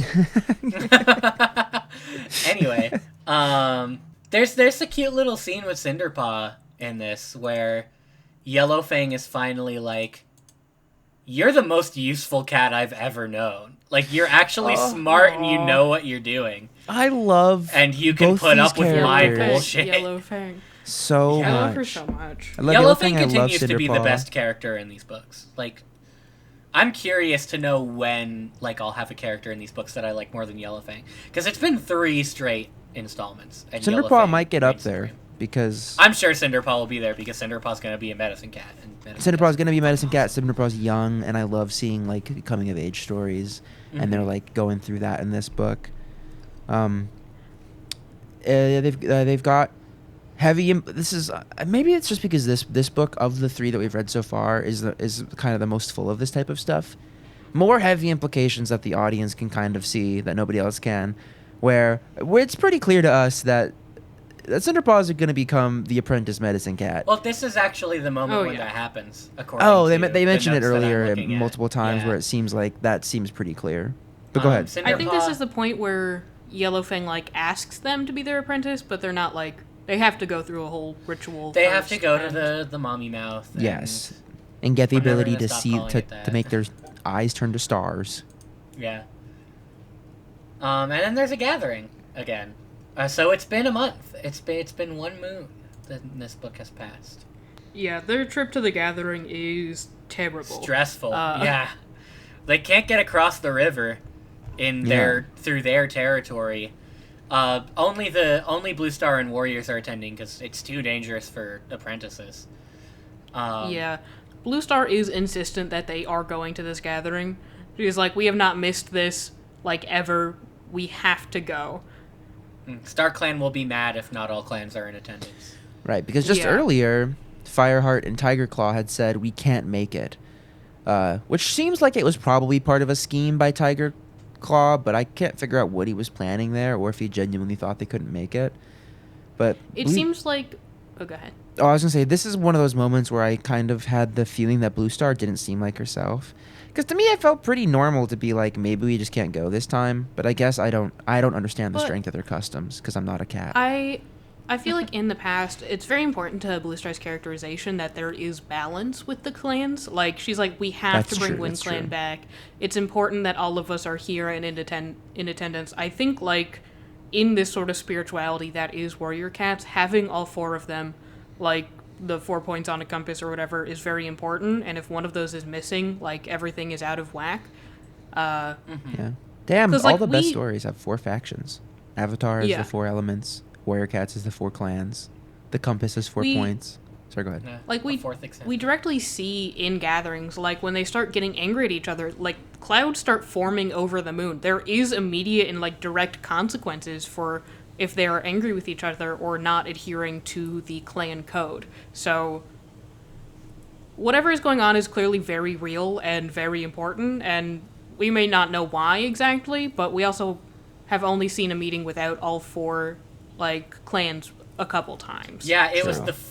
the first gathering we ever went to in book 1. Wind Clan wasn't there, and that was a huge deal. Yeah. That was like something really weird and bad is going on if Wind Clan straight up no one from Wind Clan is here. Yeah. It was very obvious something was wrong. Yeah, so I imagine that if ThunderClan was not there, you know, the other clans could just get in cahoots and be like, we're not super happy with ThunderClan right now. Or they might start, like, infighting because Yeah. of the missing... Because ThunderClan is obviously, like, the sort of keystone of peace. Like, Bluestar is typically always keeping the meetings held together with duct tape and a dream. Yes. But, Duct tape and a dream So- and that look in her eyes that they always describe. yeah. She's like an angry mom who just stares at you when you start misbehaving in a Not store. angry, just disappointed. I'd expect you to behave better. So they try to like follow the Thunder Path through Shadow Clan territory to get to Fortress, and they are caught. They are intercepted by Shadow Clan, and Shadow Clan's like. I think first it's important to mention they like are walking on the Thunder Path Yeah, to get that's to Terrifying. Shadow Clan territory because it is the point where the water is the lowest. And they are nearly hit by cars multiple times. Yeah, Yes. it's scary. Fireheart mentions like the low wall that runs alongside the Thunder Pass, so they're just like walking alongside the curb, which I think is Yes. really funny. Yeah. It is very funny. They mentioned that the monsters go slower. Maybe they also don't like getting their feet wet, which is very funny. Yeah, It's that's very very cute. So yes, we do make it to Shadow Clan territory where they do meet Shadow Clan, unsurprisingly. Yeah, Shadow Clan in Shadow Clan territory. Fork found in kitchen. More like found in fork territory. Like, that'd be even Fork less found in surprising. Fork Clan territory. Not happy about the Spoon Clan warriors trudging through. Guys, my new utensils OC Spork really breaks down boundaries. Oh my god. Oh my god. They've got a foot in two worlds. That's gonna be Gray Stripes kits. Yes, exactly. My OC, who is like those camping utensils with a fork at one end and a spoon at the other. And a knife if you unfold it in the middle. Yeah. Shadow Clan is not happy that Thunder Clan is in their territory, despite the fact that it is flooded and that the gathering is happening. They're like, sorry, the truce only starts when the gathering starts, not on the way there. Which is some real asshole shit to say. Yeah, they're like weirdly cordial though. They're like, "Oh, we'll escort you to Four Trees. Don't worry." And it's like very clear that something is up because like Shadow Clan's never been that nice to Thunder Clan before. Yeah, Nightstar specifically says, I want to have some Thunder Clan cats there. And you're like, ugh, what's he got in this store? He's not agreeing with them. Like clearly ideologically he does not want Thunder Clan to be there for the same reason Bluestar does. It's like when your parent asks you, what do you think you're doing? They don't want an answer from you. Yeah, that's Like- true. What is this? Some That's kind a of trick good question? metaphor.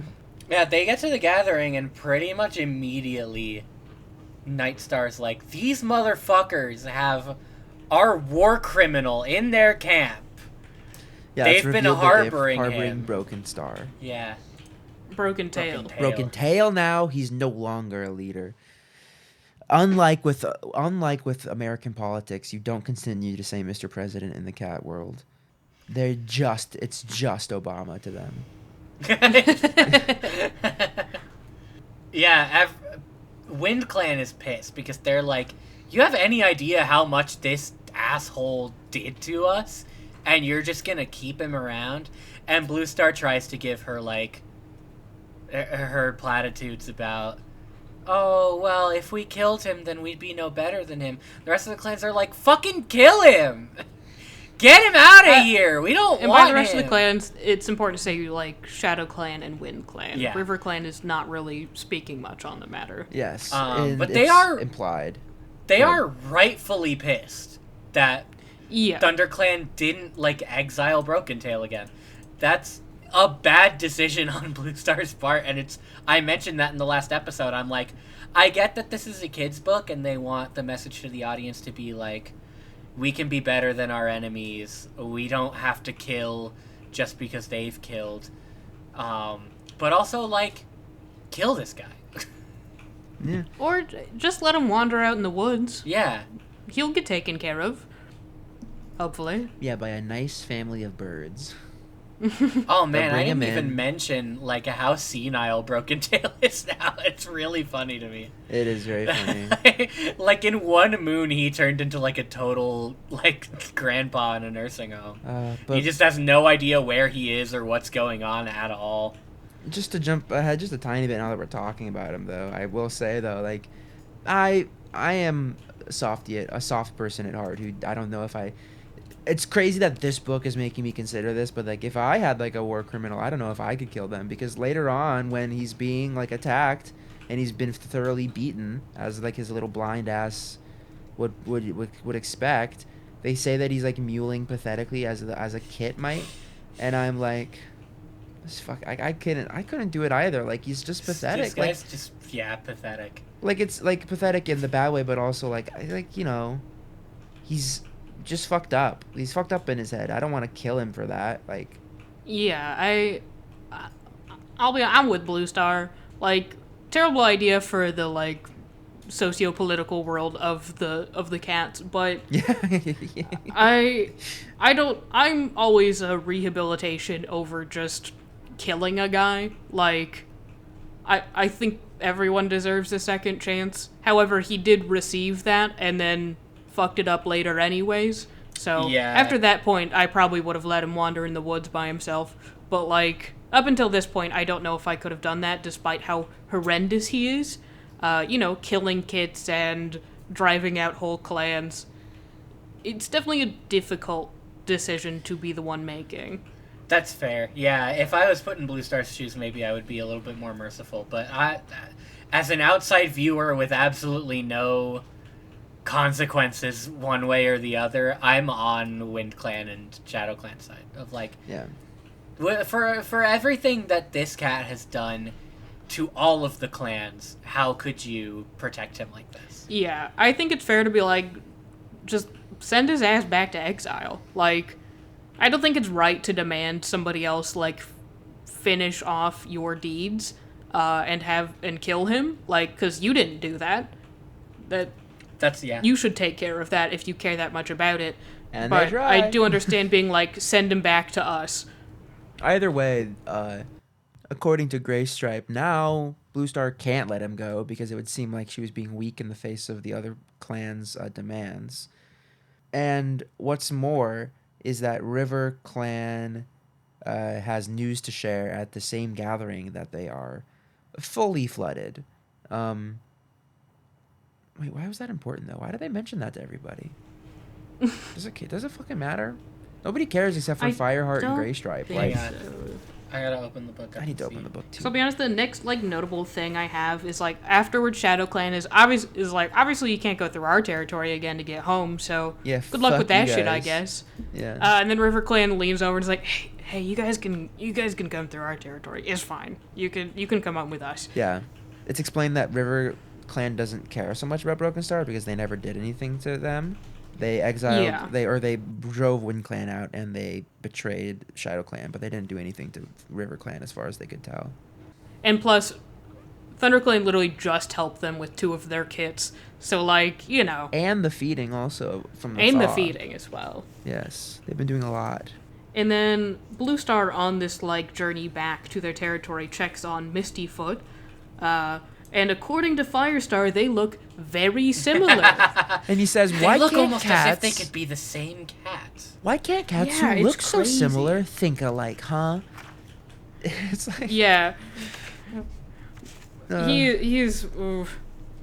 I love my little himbo cat protagonist. A little orange cat. Yeah, that's one of those frustrating moments where it's like, come on, man.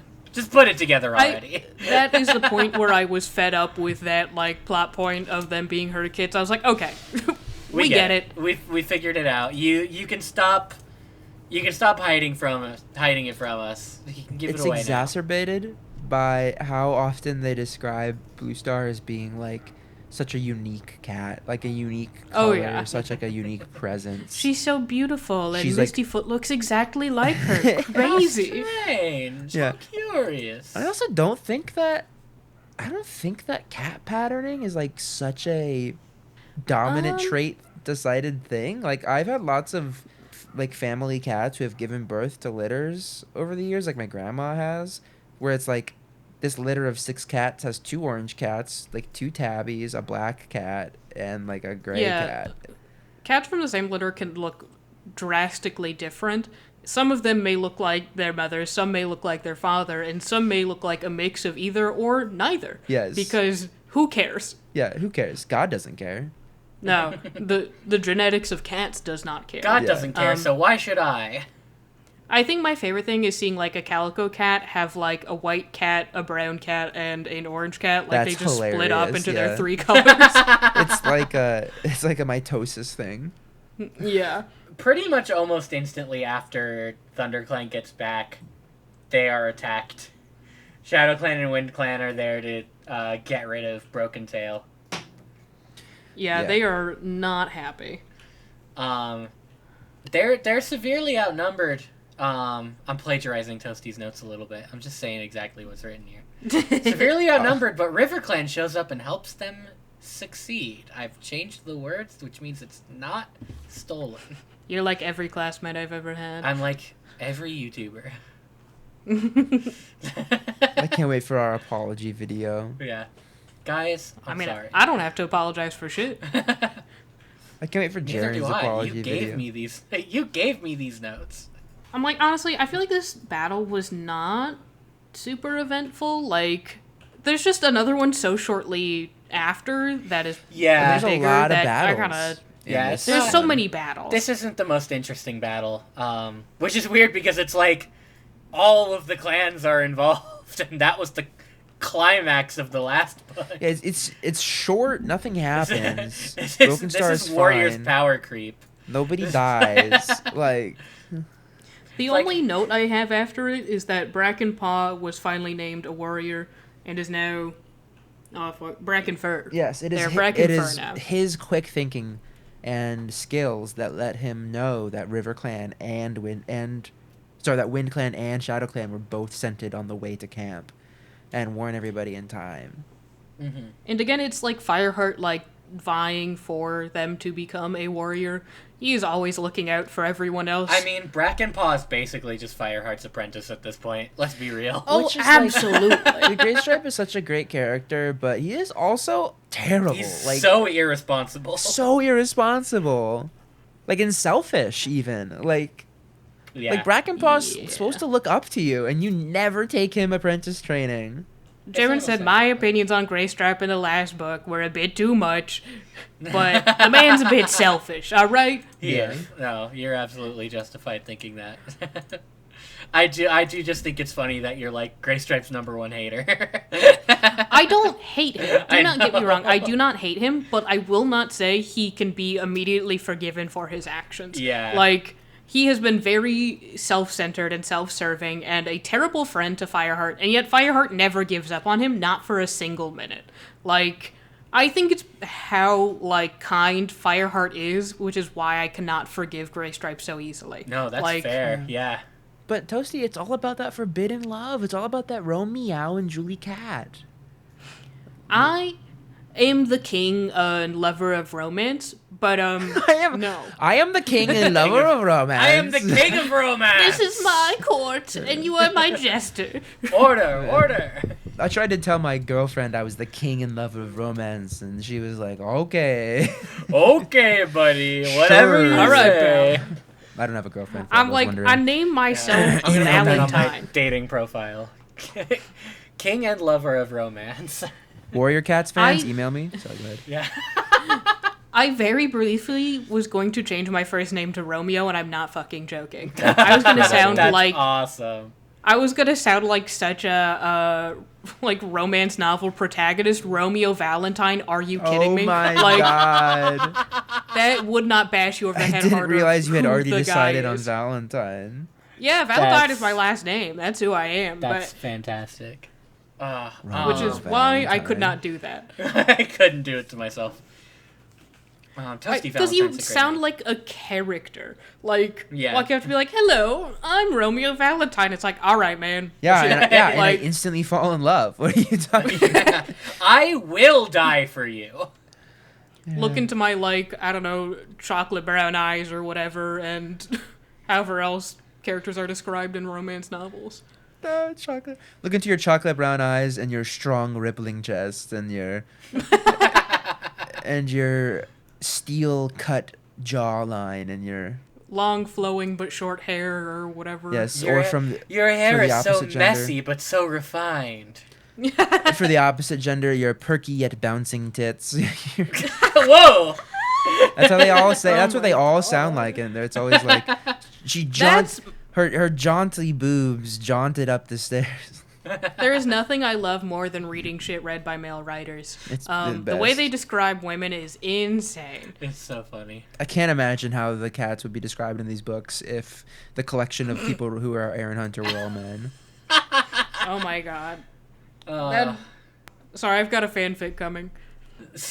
We're, I could just the next thing I have in my notes is so yeah, terrible. I was gonna it's say why I'm I like can give waiting. the most jarring transition here. Anyway, Silverstream fucking dies.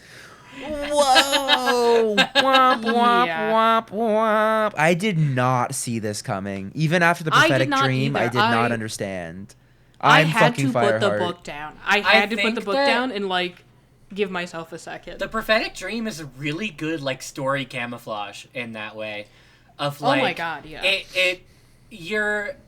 You're thinking, oh, this dream is clearly about Bluestar.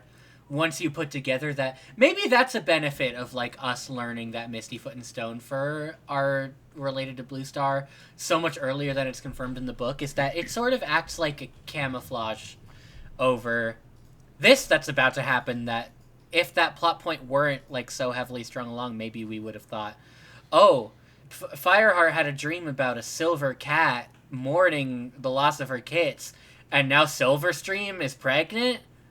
Uh-oh. So it is a nice little bit of where that dream means two different things, so it sort of camouflages Yeah. maybe this being forecast a little bit. Yeah, this hit me like a ton of bricks. Like, It's so again, I sad. thought nothing was going to be pulled over on me. I thought I was going to get every plot point and every twist, and then this happened, and I was like, oh my God. The reason that this is so good and so effective is because it does something for like 6 different characters at once. Mm-hmm. It Yes. has the relationship between Silverstream and Graystripe at the forefront, where her life being in danger and her kids being born at the same time is a big thing for both of them, obviously. And Graystripe are fun-loving characters watching all this happen, and he's just like devastated He's and horrified, useless, basically. yeah. He's like in a state of shock where he can't even be useful. And brilliantly, they can't get Yellowfang because she's out getting herbs, I think. And Cinderpaw has to step up and try and help Silverstream through this difficult birth. To clarify what's going on is she's giving birth, but there's a problem or something, and there's a lot more blood than there should be, and Silverstream's very weak. So Cinderpaw has to step up and help Silverstream, and Cinderpaw is trying to be like, you're doing great, Silverstream, you're going to be fine. And she's getting the kits. She gets one of the kits and is like, fucking Fireheart, lick. Like just lick the kit, get it warm, get it breathing, right? And Fireheart is having this moment where he's having to trust Cinderpaw, and he's licking, and he's not sure if the kit's gonna be okay, but then it starts to breathe. And then Tiger Claw is there too. Like, they really throw so much into this, where Tiger Claw comes and is like, what's going on here? This is an enemy warrior's kits. It's like, what's going on? And Cinderpaw brings the second kit to Tiger Claw and is like, you take care of this one. And he's like, what if I don't want to? And Cinderpaw has this great moment where she's like, Tiger Claw says specifically, I'm not a medicine cat. And Cinderpaw says, you got a fucking tongue, don't you? Like, lick this kit. Cinderpaw is awesome. Cinderpaw is so great in this She puts scene. Tiger Claw's bitch ass in his place so fast. It's such a tense, fast-paced scene. It's so wonderfully Well, it's done. also a great showing for Fireheart. Fireheart, like, as soon as he sees the situation, he immediately starts thinking forward to, like, what's this gonna mean? What's gonna happen? But he so quickly puts that all aside and is like, my friend needs my help. And just instantly Yes. does what's necessary right now, despite knowing how complicated this situation's gonna be. He knows how to prioritize, like, Yeah. in very tense and hard scenarios, and is insanely quick thinking when he needs to be. Like, again, this is why I said he is winning at chess and losing at checkers. Yes. Like, he can be very good and very smart and, like, on top of things and just good at being a warrior. He might not be able to do, like, a connect the dots, but Yes. he can do this. He's good under pressure, and he's got good instincts and good heart. But Yeah, because he instantly sees the bigger picture, but instantly, like, narrows it down to exactly what do I have to do right now. yes, it's really tragic. Cinderpaw, another great moment for her, even with her leg, helps carry one of the kits back to the camp with Fireheart as Graystripe stays behind to do a vigil alone for Silverstream, since she is since after this revelation, it is kind of unanimously decided. And this is something that I kind of bumped with, but I guess it's just like a lore thing that, like, if it's true in world, I can't fight it, but it's kind of unanimously decided that neither camp would have wanted her body because of the fact that she Yeah. gave birth to half clan kits. And it's like, I don't know why that's true. I don't know. But, I understand Gray Stripe wanting to bury her between the two camp. Like, it's at the place where they used to meet, basically. Like, halfway between River Clan and Thunder Clan camps. But it is kind of weird to be like, even her own camp wouldn't want her body after giving birth to my kits. And I'm like, that doesn't necessarily feel true. But they don't fight it, so I just assume it's meant to be true. When the leader of River Clan is Silverstream's father, Yes. who I feel like would want her body back. And later, to jump ahead a little bit just to prove this point, they also want the kits still. Like, they're like, nobody's gonna want these kits, and then both clans want the kits. So it's like, so she's just buried in near the river for no reason, like near no other cats. Yeah. But it is still really sad that Gray Stripe is absolutely devastated. heartbreaking. He This is devastated. This is our first named character death since the first book. Yes. Because I don't Yeah. think in book 2 we had that one River Clan cat who was named after they died, but like they weren't important. They were not introduced until they died. Yeah. Yes. So this is, I think, since Spotted Leaf, this is our first like named character death, and I think that makes it hit harder. Is that like you think Absolutely, like yeah. in the first book because it's like, oh my god, Redtail and is it Lionheart? Lionheart dies. Yes. Oh, like Yeah. Redtail and Lionheart and Spotted Leaf all die in the first book, and like Bluestar dies a couple times. It's like, oh my god, This these book is books are going to full be of so death. full of death. And then in book 2, it's really just Bluestar and that one posthumously named River Clan cat. And some kits, which is Yeah. also sad. Some kits pass. That's true. In the first book, throughout my reading, I started a death counter because I thought that was just going to be the thing about these books. That, like, kits were dying and cats were dying left and right. But then throughout the second book, that's not really a thing, so I gave up on that I endeavor. think it's- And then they hit me with this in this book, and I was like, oh my god. I think it was Yeah. really smart of them to hold back in that way. That They definitely chose a good character. And what I really love about, or I guess I should start the sentence a different way. I have a tendency to really dislike character deaths because I'm a softie and I hate being made to feel really difficult emotions. And B, I just think that it's like often done poorly. Like, I hate a character death I jokingly compared this to Game of Thrones earlier because I think about that a lot actually while I read these books, is like modern series like Game of Thrones and similar things that are all about intrigue, interpersonal relationships, hardships, death, bad things happening, etc. I think about how I try to consume those things and dislike them, but I love this and what the differences are. And I just feel like a lot of times character deaths like are meant just to be shocking, and the kind of idea there is like oh, sometimes death death can be random, like there's no reason behind it, right? But I hate that idea because I think everybody understands that inherently, and I don't think it needs to be taught to us in art, right? I think that scenes like this are a lot better at like getting across the very specific grief that can be found when you actually do, like, this character, or like somebody knows this character, right? And things like that.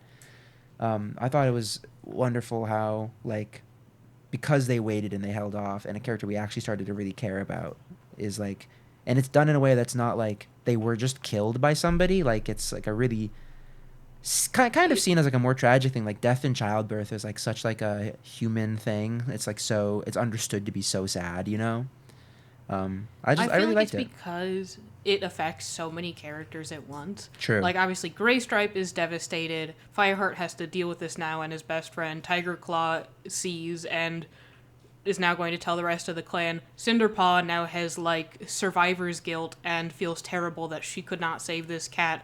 Like, it's so many different narrative purposes happening at once that it feels way more purposeful. Exactly. Than I feel like some deaths in other media does, because genuinely, it feels like deaths in other media just does not fucking matter sometimes. It'd be like, this character's dead. Oh no. Anyways, like, it does not feel like it has as much of an impact Right, it's sometimes like- as it does in this moment. Very much about shock value a lot of the time in other media.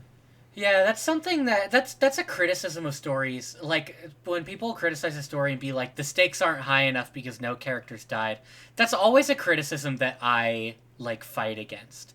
is like, I am a big One Piece fan, and a lot of people complain about One Piece because One Piece has a lot of fake deaths. And that's a legitimate criticism, is the fake deaths. But I don't think the lack of deaths is a legitimate criticism. Because sometimes people just want characters with promising futures to die just to make the stakes feel higher, when it really doesn't. It just makes me kind of feel like that character's been wasted. Yeah, I feel like that a lot, yes. I'm not a fan of, like, fake deaths because I feel like they've become so fucking meaningless in modern media. Like, they're using the death for narrative purpose and then just undoing it for no fucking reason. It feels like nothing has a lasting impact on you and your psyche. Like, because when a character is dead and then brought back, I don't remember how I felt when they died. I just know that it didn't really matter in the long run. Yeah, so maybe One Piece is a bad example for that, because One Piece has a few really egregious fake-out deaths. I can think of, is there 3? We're okay now. There's a lot. There's. I think it... I could DM you a list of characters of fake-out deaths that people get really mad at, and how I think some of them are justified and some of them aren't. And as is my constant fault, I won't remember any of those characters' names. If you showed me a picture, I would know, but... I think fake deaths can be good. I just think that they are vastly overused, and especially way too many times in certain pieces of media alone. Like, obviously, I'm not a massive fan of, like, the Marvelization of a lot of film and TV shows and stuff. Yes. And, oh my fucking god, the fake deaths of Marvel is terrible. And then the lasting character deaths don't even feel like they matter in the slightest, because it's like, well, you just brought back 40 other dudes. Who gives a shit? Well, we just recast the guy who died as a different character, so who gives a shit? Yeah. Yeah. And genuinely, to, like, these corporate overlords, it doesn't even feel like real-life human deaths matter to these people, let alone character deaths. That's true, yeah. Let's get into this. Why do you feel that way, Toasty? Do you have any politics you'd like to share with the listening audience? No, it's fine. This is not a media studies podcast. This is a Warrior Cat podcast. I just think that human lives are pretty cool, and cat lives are also pretty cool, and it's sad to see a cat die. Yeah. I think character deaths can mean as much to us as people we have lost in real life. I think media is that powerful. And so when people throw it around so loosely, I'm not a fan. Yeah, no, because I agree. It doesn't mean anything. Yeah. Like, stories are meant as a tool to utilize human empathy to help spread understanding of all the situations that can possibly arise, and to help people connect to each other outside of stories better. Which is why, everything that goes into a story needs to be carefully understood and reasoned and lovingly crafted. let me ramble about something that bothers me about children's literature and children media in general. Ramble pelt. Which is like... I had to get that in there really quick. Go ahead. Which is how adults treat children's media. They treat children's media like it is all Cocomelon. And anytime there's a story with, like, death or drugs or abuse or war or any serious subject material, they don't think it should be shown to children. And it's like, just because your child is not experiencing these things does not mean they don't exist. Mm-hmm. Like, other people are experiencing them, and a lot more people than you'd think, and it is important as human beings to understand each other's situations and also understand our own better and find community and comfort in these stories. Very true. So true, Toasty. So true, Toasty. This is the end of our segment. So true, Toasty. Yeah. This is the end of our talking about death segment. Oh yes, back to the fun part. So like the whole clan finds out about what happened, because obviously they do. Tiger Claw tells Bluestar. Tiger Claw probably tells everybody. Everybody He's is a tattletale. Yeah, everybody's mad at Graystripe. Honestly, as they should be. Like, Graystripe's been through a lot, but, like, he has also been hiding a lot from his clan. He preaches warrior code while breaking it frequently. Yeah. Yeah. It's not so much, even in universe, I feel like it's not so much that he's falling in love with a cat from another clan, as much as it's just, like, you are just, like, blatantly not listening to, like, your clan when it's in need, right? Like, he's so often they're like, we need to prep for this. Like something bad's gonna happen. And Gray Stripe sneaks off instead of helping. And it's like so often he wasn't helping Brackenpaw, etc. He has a whole apprentice he abandoned. He is abandoning their clan in their time of need. The reason Cinderpaw is like disabled now is because nobody else was there to run and tell Tiger Claw about the fact that Bluestar couldn't make it, and Cinderpaw bravely volunteered to do so, or well, stupidly, and no one else was there to stop her because fucking Gray Stripe was off with his little girlfriend instead of where he needed to be. Yeah, with his little boyfriend back in Thunder. Yeah, with his little boyfriend. Bluestar makes the executive decision to not punish Gray Stripe because Gray Stripe's the love of his life just died in front of him. And she's that like, is "That's a enough." loss enough. Yeah. Yeah. It's like, we don't have to add insult to injury. This cat, I understand you're all mad, but this cat has been through enough. And that's also Bluestar showing a little bit of her, empathetic side, where she knows what he's going through because she has a little heart-to-heart with Fireheart. She has a little Fireheart to heart. Where it's finally confirmed. I think it's like in this exact moment Fireheart puts it together. He's like, Mistyfoot and Stonefur were your kits, weren't they? They do something that I love that I hope they continue to do because it solves a problem with Fireheart's character that I was really excited about, where he says the words came out without him meaning to even say them, and he just tells Bluestar, Mistyfoot and Stonefur are your cats, aren't they? And I'm like, yes, let's keep doing that, actually, Fireheart. That would solve a lot of problems if you would consider things just a little bit less. A little bit. And just, like, tell people what you're thinking. Because you have great thoughts, and then you never tell the people you need to tell. That's really funny. Yeah. And so they also end up deciding... The whole clan is, like, a little bit up in arms about the fact that there's half-blood kits in the camp. And Bluestar ends up deciding that they're going to let them stay because... As is implied, she also understands what that's like, having her kits not be home because they are with River Clan. I was like, I want to talk about this scene a bit more because, like, I feel like a lot is said in a very short period of time. She obviously confirms the kits were hers, but we learn something a bit more, which is the fact that Oakheart was their father. Like, she had a romance with a member of River Clan, much like Gray Stripe is now doing. Yes. And talks about how she had to give her kits up if she wanted to be the leader of ThunderClan or deputy, because, like, nursing queens are not allowed to be leaders. Deputies, yes. Like, yes, allowed to be deputies. I guess they probably mean leader also. I don't know, maybe. Yes, I believe so.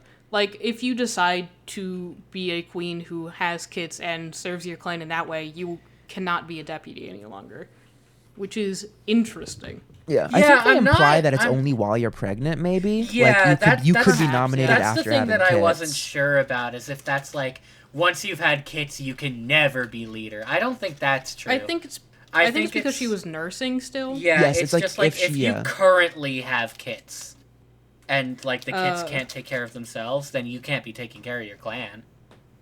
Yeah. Yeah, and Fireheart's like, wasn't there anything else you could do other than like giving your kits up? And she's like, the only other cat up for deputy was terrible, and I could not let that man help run our clan. And another thing that I love is she says specifically, like, do you think it was an easy decision? Like, which is just like a very simple line to imply to the audience and like respond to Fireheart in a way that is clear to us that like we are not meant to assume and Bluestar is not meant to know if it was the right choice, right? Yeah. But like it's still an important part of her character, and it's like okay that she made that choice, and like this is a complicated part of her character.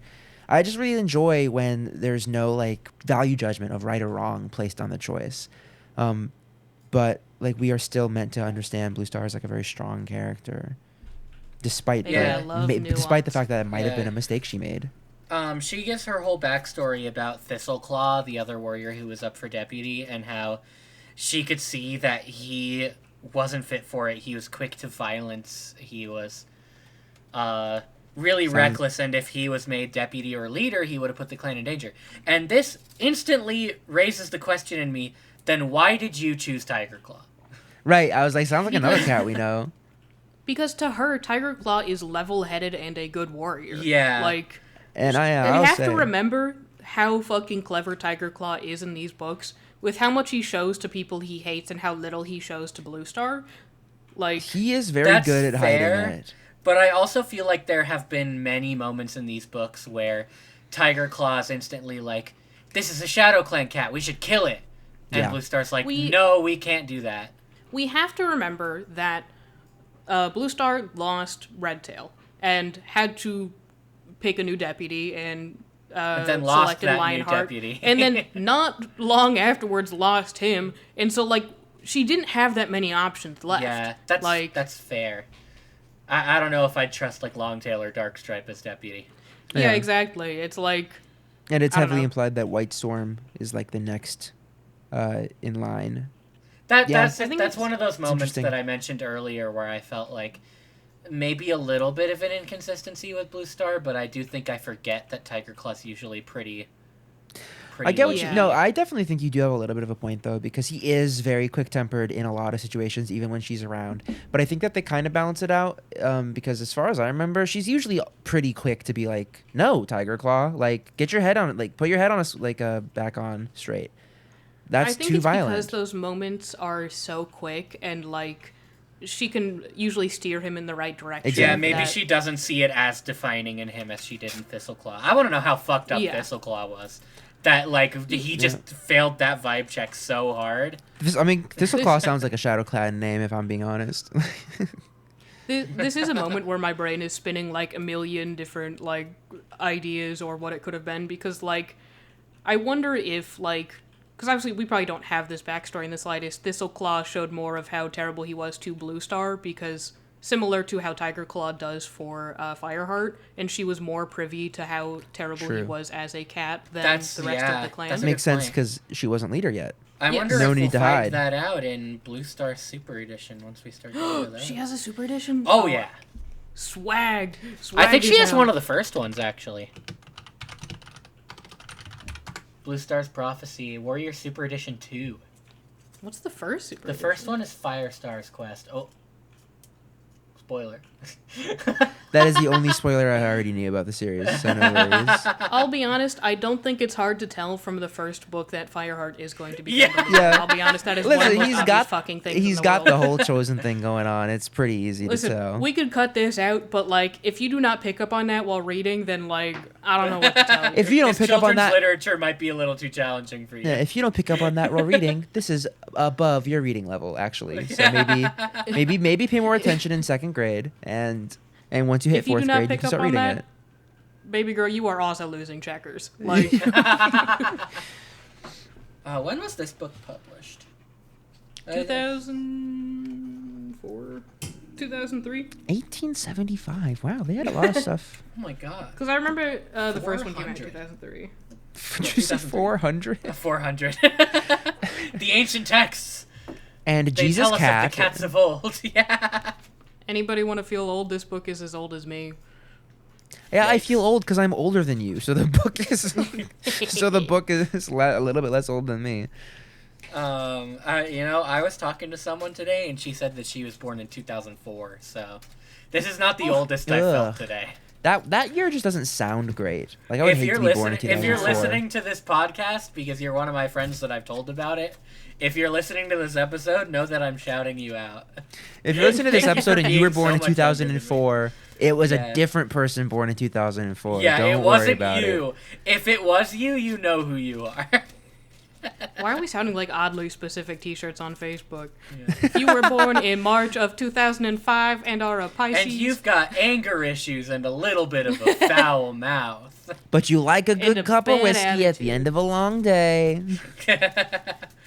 And then the back of the shirt just says I'm with co-host, and we each wear one. Aw. I'm with co-host. Can we get shirts That's that say I'm That's like when I'm pregnant with a future podcaster. Oh, God. Oh my Are god. you, with co-host? Oh, that's terrible. If Okay, I knew move my on. kid was going to be a podcaster, I would travel back in time and not have children. Jesus. But you wouldn't get an abortion. You know, that's easier, right? Oh, I didn't know. I'm not having kids, period, but like, Anyway. not biological, anyways. Yeah. Menopause is I don't called want them the fucking not bags. having kids, period. Oh my gosh. I am the hated host. That's my role here. Cloud Kit becomes an apprentice. Cloud Kit's Yeah, he Cloud becomes now. apprentice. He's Cloudpaw. And he's so obviously excited about Fireheart it. is appointed as his mentor because Which I think is kind of Yes. funny. it's I think cute that's and it cute. makes I like sense that. because it's like That's on his the one nephew. hand it's really funny to say like, oh, kitty pet warrior gets kitty pet apprentice, but also I wouldn't trust any of these fucking prejudiced ass warriors with my precious Yeah, little Cloud. Yeah. it makes sense. It's very funny. I think it's the only uncle nephew relationship in the books. I think it's hilarious. It's very It's That's, it's really wonderful. it's so fun. They get to they go on like a patrol and Fireheart's like showing Cloudpaw around and they get to go and visit Princess. Yeah, they get to go see Princess. They It's get nice go to see hear from Mom. her. Yeah, It's nice to hear from her. really, it's really nice that like one of the first things that Cloudpaw gets to do is like leave the territory and meet his mom again because he probably doesn't remember her. I mean, Yeah. he definitely doesn't remember her because he's shocked to find out he's not clan. Yeah.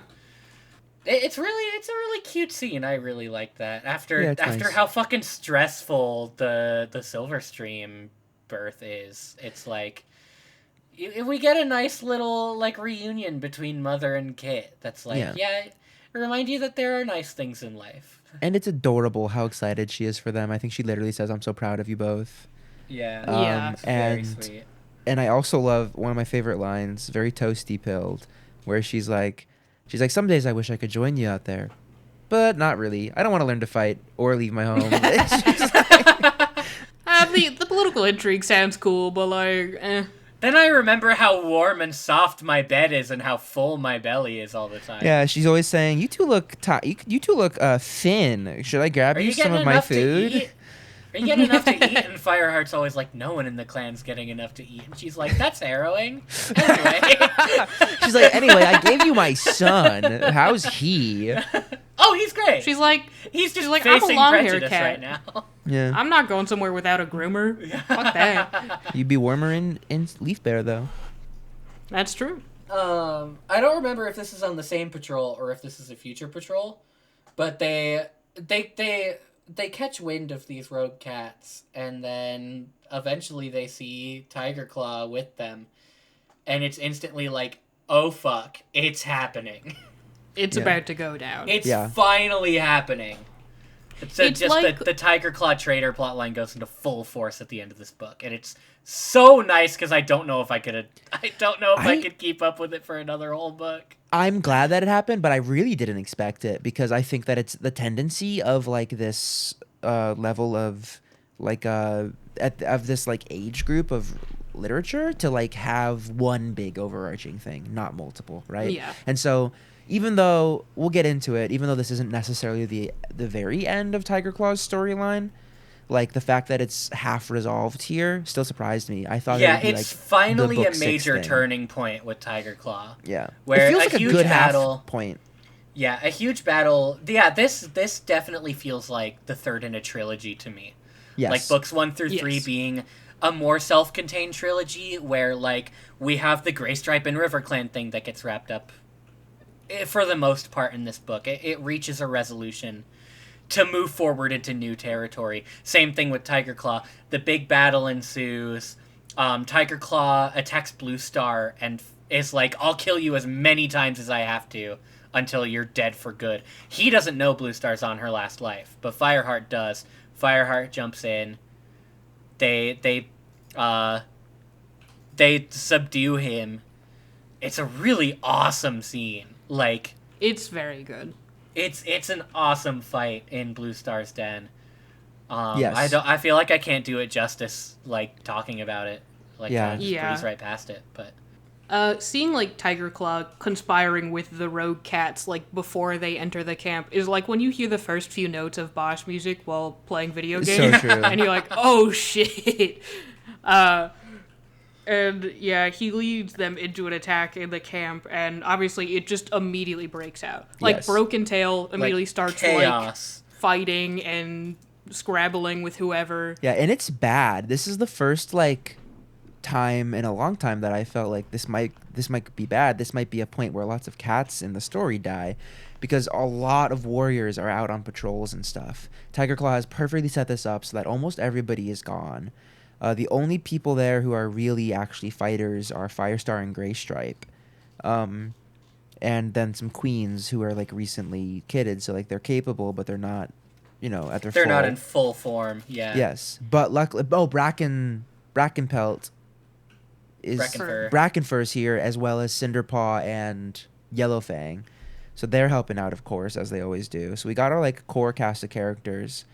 And is Cloudpaw here? Yeah, Cloudpaw's with them.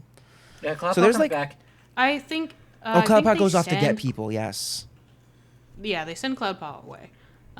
Because, as previously stated, he is too big for his own britches, and like he would lose that fight. He would. He would pick too much of a fight. I'm like, this is definitely one of those battles where I absolutely thought for a second that we were not getting out of this one. Yes. Like most other ones, you're like, okay, ThunderClan wins, whatever, let's carry on. But But- this one, you're like, oh shit, I don't know. I thought Bluestar was Yeah. gonna die. I fully thought. But Bluestar then was gonna die. River Clan Yeah, shows absolutely. up. River Yes. Clan, because they were just coming to. One detail that we didn't mention is that Fireheart goes and tells Mistyfoot about what happened with Silverstream, because he thinks that like River Clan deserves to know what happened. And he's right Like, about we can't that, just for keep sure. that secret. And so River Clan like makes regular visits to ThunderClan to like try to bargain with Bluestar to take those kits back to River Clan, and they show up right at the right time to help in this battle, just by happenstance. Just they happen to be heading to ThunderClan, which is such a relief because it was not looking good. To see like Darkstripe, one of Tiger Claw's trusted compatriots, being like absolutely destroyed by the blind Broken Tail, and to see Cinderpaw trying to get in on the action and help out, even with her hind legs, it's a very tense moment. And then one of the things that like really got me for some reason, I don't know if either of you felt this way, but like usually in these battles, like what Fireheart is doing is simple, where like he's like, I'm gonna go help this person, and then we see him do it, right? In this one, it's so chaotic that he like pulls his focus to different places like 3 times. Like he starts Yes. just helping the nearest cat, and then he's like, I need to go help Darkstripe, who's like looks like maybe being killed by Broken Tail, and he's not, but it looks like it. Like he's got his teeth in his neck. And then before he can even get there, he's like, oh no, I don't see Tiger Claw. Where's Bluestar? And he turns his attention to run to the den. And because it's been a minute and he didn't get there right away, like I was like, this is not good. I was so worried Bluestar was going to be dead. He stops outside the den and listens and hears Tiger Claw confess to Bluestar, I will kill you as many times as it takes. It's time for me to lead this clan. Which is both terrifying, but also for me a moment of like, what the fuck, Tiger Claw? That's like, you're doing a big evil villain thing, dude. You don't have to explain this. Yeah. Yeah. But it's still, that's just my inner thing. It just felt like if this went bad for some reason, you just confessed to the leader that you're trying to kill them. Yeah, but Very, He's very convenient sure villain of what was monologue. going to happen. exactly, yes. So Fireheart barges in and tries to stop Tiger Claw, and with the help of Bluestar, although it's very tenuous because her spirit has been absolutely crushed, they get Tiger Claw bloodied and submitted. And the way that they describe Bluestar being like absolutely despondent with like glazed over eyes, like not knowing what to think or what to feel in this moment, That made me is so really sad. is really wild. She was in shock. Yeah, she was like, shock is a hell of a drug. She was not there yes, mentally. yeah. Basically from the moment that Silverstream dies onward, I was like ready to cry. So I cried then. I cried like one other time. I think it was when they told Mistpool. I think it's when they told Mistpool. When they told Mistyfoot, I was also very sad because like that type of relationship really gets me, like parental and friendship relationships. Anyway, so I was like ready to cry. I cried here too. Big baby over here, Mitchell. I mean, I didn't cry, but I feel like I was as in shock as Bluestar was, like, because it's just the way he went about it, I think. Like, his treachery was so grand, I could not believe it. Right. Like, he was conspiring with outside conspirators while also, like, talking with Broken Tail and, you know, fucking up things inside the camp at the same time. And he had planned this all so well, and it was going according to his plan if it weren't for Fireheart's little bitch ass showing up As whenever always. he needs to. Yeah. Because he was also supposed to be out of the camp. Like, he was not supposed to be there. Yeah, because I Technically think speaking, Cloudpaw I saved think the Tiger day. Claw sent him Yeah. out on, like, I think Tiger Claw sent Cloudpaw out to hunt. The same way he is wont to do. He did it with Firepaw when Firepaw was an apprentice. He did it with Cinderpaw when Cinderpaw was Fireheart's apprentice, of, like, hunting by the two-leg place. It was and- it was Cloudpaw's first solo mission. It was supposed to be. Yeah, and Yes. Cloudpaw comes running back and is like, something's going on. I saw Tiger Claw with the rogues. And, like, I think the thing is, like, Tiger Claw wanted Fireheart to do this, like, hunting mission with Cloudpaw, but he did not specify where, which I feel like is perhaps where he failed in his Okay. plannings. Like, he did not say where they should hunt. And Fireheart just went, I guess we'll go by the two-leg place because They used everywhere it else as an is, like, excuse to flooded. see Princess again, is what it was also. Yes. They were like, we can also see Princess again. Yes. So Tiger Claw's plannings, which are all obviously, like, internal in his own head, seeing them come to fruition was very interesting. Yeah. yeah, I was definitely, like, really sad how broken Bluestar was in that encounter. Of, like, this cat This that she is- defended and trusted so wholeheartedly that she, you know, made deputy after losing 2 previous deputies. Who were close friends. Just, yeah, is now saying he's going to kill her as many times as it takes.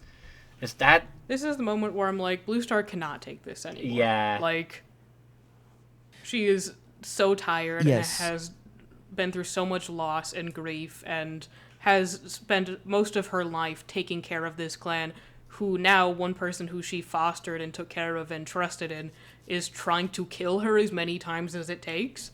Mm-hmm. Yeah. Yeah, It it's puts the very rest of sad. her actions in retrospect, like, it puts them all in a different light in retrospect. Yes. The battle winds down. Tiger Claw is defeated. And Fireheart exiled. just lets everything loose. He tells the clan about Ravenpaw and that Ravenpaw's alive. He tells the clan about everything. Like, Everything he's finally, seen. yeah, finally, like, I don't have to worry about keeping the secret anymore. Fuck it. I'm gonna say everything. And it turned, like, even Tiger Claw's closest compatriots in Darkstripe, Longtail, and Dustpelt are like, we're disgusted by you. I can't believe you do this. Because Tiger Claw keeps trying to be like, guys, you have my back, right? Yeah, guys, come and like they're like, on, it's absolutely me." not. Yeah, Dustpelt's like, I looked up to you and this is how you repaid me? You're disgusting. He does something that I love in villain turns like this, where he gets exiled. And he's like, I Yes. will start my own clan, and anybody who comes with me will be very well taken care of. Which is just such I think, a great move for a villain. If you're going to write a villain who gets, like, sent off in that way, Mhm. you should definitely do that. I love that type of move. Whether or not anybody listens, it's just such, like, it makes so much sense for his character. To hear him say will be well taken care of, it just, like, helps reinforce that he thinks what he's doing is using power how it's meant to be used, right? Mhm. Yeah. It shows that no matter what, he is going to continue to manipulate. Like, even though he is caught red-handed, it is over for him. He is not going to stop trying. Like, He still there thinks is he's nothing right. that can happen to him Yeah. that will make him quit. Well, like, his the mission. most defeated Tiger Claw seems is when no one comes to his side. He's so Yes. confident that he can get Darkstripe and Longtail and Dustpelt to come with him, and when none of them do, it's the most defeated he feels in this entire defeat of his. Like, even captured and being sentenced to exile, he still exudes this, like, presence, this power. But after his attempts to garner sympathy fail, it's like, now he's truly defeated. He has no allies here. Yeah, obviously he's going to come back because, of course, Yep. and I cannot wait to see it. Yeah. Yeah. Something that happens, like, I believe before the exile, Fireheart goes to check on Yellowfang, obviously the medicine cat, and finds her killing Broken Tail. Oh my with God. you guys. It is a heart-wrenching scene in the middle of so much Heart-wrenching. It chaos. is fucking raw as hell. My Like, absolute Yellowfang goat, is like Yellowfang. Broken Tail's just being like a bitch ass, and Yellowfang's finally like, I've been punished enough, and decides Yeah. to kill Broken Tail. And the way that it's executed with like Broken Tail having no idea what's going on until Yellowfang reveals everything. Yellowfang reveals being Broken Tail's mother. Yellowfang reveals like the death berries, and it's genuinely like fucking raw as hell. It's so cool. Yeah. It feels But, very like- out like- of character for her, but not in a bad way, in like a way that makes you understand how important this is to her. Yeah. I just love that she's like, this clan has taken me in and treated me kindly when no one else would, and this is how you treat them. I can't let you carry on like this any longer. Yeah, it's You so don't well deserve motivated. it. I had to put the book down after this because I was in awe. I believe I did too. I 'Cause was in This was awe another of moment that Yellowfang. shocked me, like, to my core. It's also just like, I fucking love characters who have been through so much, no longer putting up with people's bullshit anymore. I love it when they finally fucking snap. Like, I think the moment when it's described that, like, Yellowfang gives the berries to Broken Tail, I was, like, jaw dropped. I'm like, oh my god. Yeah. it Because that's, was like- incredible. That's, like, set up early in the book in a completely unrelated scene. Yeah. Yes. Like, Yeah. that's wild. You know what? If you're listening to this and you have not read these books, holy shit, read them. Do They're it. good. Oh my god. Our descriptions cannot do this scene justice. It made me put down the book and have to sit there and think for a while. In the middle of a very, like intense and fast-paced scene, I was like, fuck. I I'm think that's getting something- chills oh, go ahead. rereading this paragraph. Yellowfang's dialogue, or Broken Tail's exchanges. Get on with it. Give me something for this pain. Yellowfang says, "All right, I will." Yellowfang's voice suddenly turned icy and cold. "Here, eat these berries and the pain will go away for good." I, like, slammed the book down on my nightstand. I was I like, knew. oh We all knew. my Yeah. fucking god. They don't even have to tell you. It's so well telegraphed and like foreshadowed. Yeah, it's fantastic. I think that's something we don't talk about a lot because it's, obviously it's harder to talk about. It's not just the fact that these books have really well structured plots. It's that the writing style is also like intriguing, and it's not like only simple sentences and rhetorical devices and stuff. And like the dialogue is always well The crafted. dialogue that carries a lot of weight, like that, the Yes, pain will go it's- away for good. That hits like a hammer. It's great. I love it when singular lines hit you harder than any paragraph could, and there are many moments in these books that have done that for me. And I need to remember to like write them down, but like there are so many moments where a singular line of dialogue carries way more weight than like the rest of the chapter. Yeah. There's very a good. line coming up that might make me cry thinking about it. I'm already feeling it. Okay, well, let's It's move okay on to to show that plot emotions, yeah. point. Yeah. Well, why don't you introduce it? Yeah. It comes after. So Bluestar takes a while to name the new deputy because it's tradition that like a new deputy is named like by the end Within of the night. 24 hours. Yeah. Like, Bluestar takes an uncharacteristically long time choosing deputy, as she fucking should, because the last deputy she chose just tried to kill her. Like, she's gotta ruminate on this. She comes out very casually, says Fireheart will be the new deputy. Leaves, fucks off back to yeah. her den. And then, like, to mixed response from the clan, because, some of them are still prejudiced. They don't like that a kitty pet's now in charge of them. Some of them are like, yeah, he deserves this. Like, White Storm, of course, is super chill, because he's always been super chill. I love White Storm in this moment, who's Yes. immediately like, all right, deputy, what should we do? Just like, he has been there longer, he is older, he is their senior, I mean- and yet he is like, I'm with you. He was like an elder warrior when he went to escort Rusty to the clan before He Yeah. was joined. Fireheart. Yeah. So, like, just White Storm has just been such a great presence in these books. Like, he's always super chill. I He's actually just always- got chills thinking yeah. about that for some reason. Yeah. I just think it's Pretty how admirable. how much respect he has, and for Fireheart just shows like how I think terrible some of the other characters are. Like the fact that Whitestorm recognizes how much Fireheart has done for this clan in such a short period of time, and how loyal he is and how caring, and is immediately like, I'll trust you till the end of the line. Like, Yeah, and it's is going awesome. with him. I love Whitestorm. I love I like Whitestorm's reading very these underrated. books. Reading these books always reminds me of what happens in later books. Whitestorm's a great character. I love him. Yeah. I'm excited to see more from him in the coming books. Ooh, okay, Toasty, we got to be ready for that. Yeah, he dies in chapter 1 of book 4. No, I'm kidding. He dies super valiantly. He says, "I'm always with in you, the Fireheart." prologue to book 4. No, after that, Gray Stripe has made a decision. He's giving up his kids to River Clan, and Fireheart's so shocked by this. He tries Gray to Stripe would to never stop do him. that. He tries to tell Yeah. Bluestar he can't let him. Yeah, Fireheart goes with him. And Gray Stripe reveals to Fireheart, he says, I'm going with them. I'm going to River Clan to be with my kids.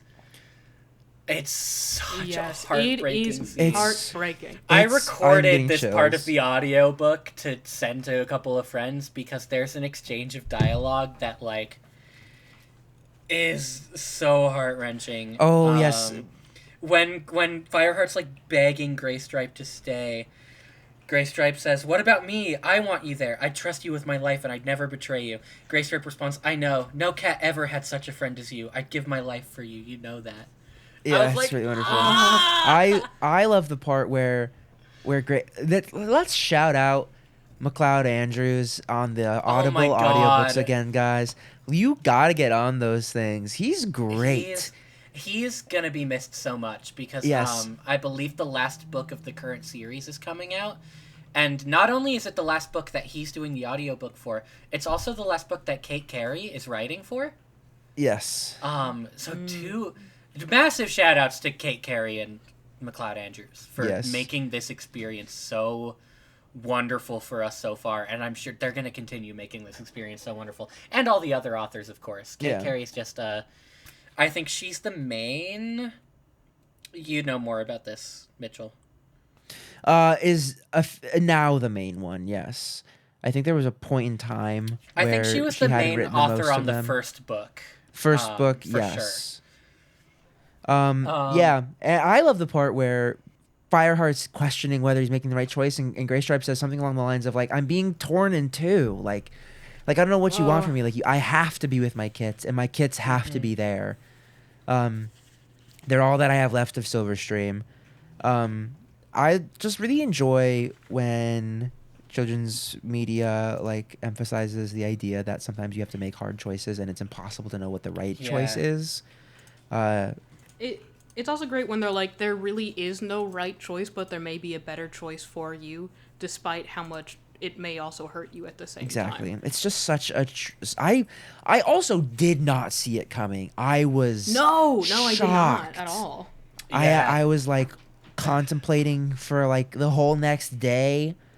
It was like a Wednesday or whatever. It's just a random Wednesday the day after I finished the book. I was like the whole day I just kept thinking, what are Gray Stripe and Fireheart gonna do? My boys can't be apart. Like Yeah. It's so heartbreaking because Gray Stripe is with us from the beginning with like Fireheart's difficulty of being accepted into the clan and doing all these things together, and then now he's just gone. Yeah. Like now, like Fireheart has other friends within the clan now, but his best friend is gone. Yeah. Like It's heartbreaking. If I hadn't like already known this was coming, it would have hit me.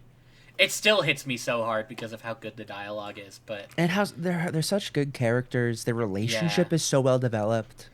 their relationship is really complex because of Yeah, like, 'cause of all the everything things they they've went been in the through. second book, and it's crazy. And It's so this good. book too, like I love that they managed to straddle the line between the forgiveness that they came to at the end of the second book and still understanding that they have problems with each other in this book. Like it's such an adult Yes. relationship, such a mature relationship Mhm. that they have. Great moment, great end to the book. Basically, like he just kind of runs back to camp after that, right?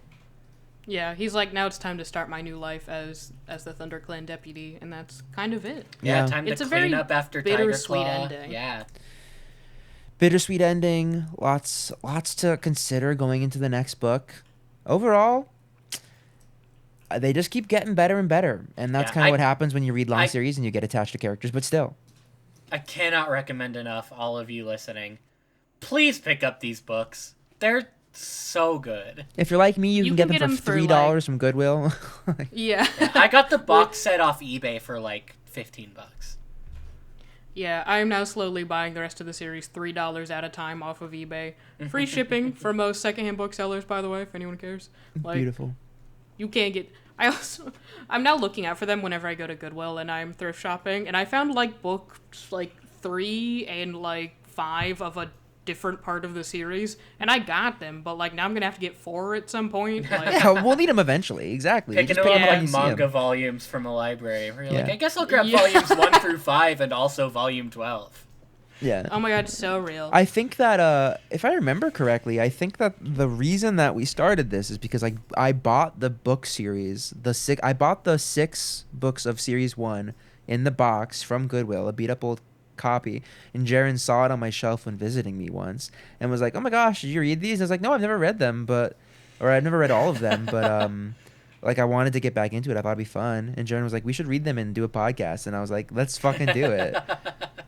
I'm like, I'm here because Jen pitched this in our Discord, our friend's Discord server one time, and was like, would anybody be down? And I was like, sure, why not? And then like a year later, Jen's like, so do you guys actually want to do it? Or like, is this just a bit? Yeah. Yeah, And now it's we've one of read those 3 things Warrior where Cats I'm like, books. I will commit to reading all of these books. And I'm And glad now, I have like so 9 far. months after that, we'll finally actually release an episode. Exactly. I've been So- dying to start book 4.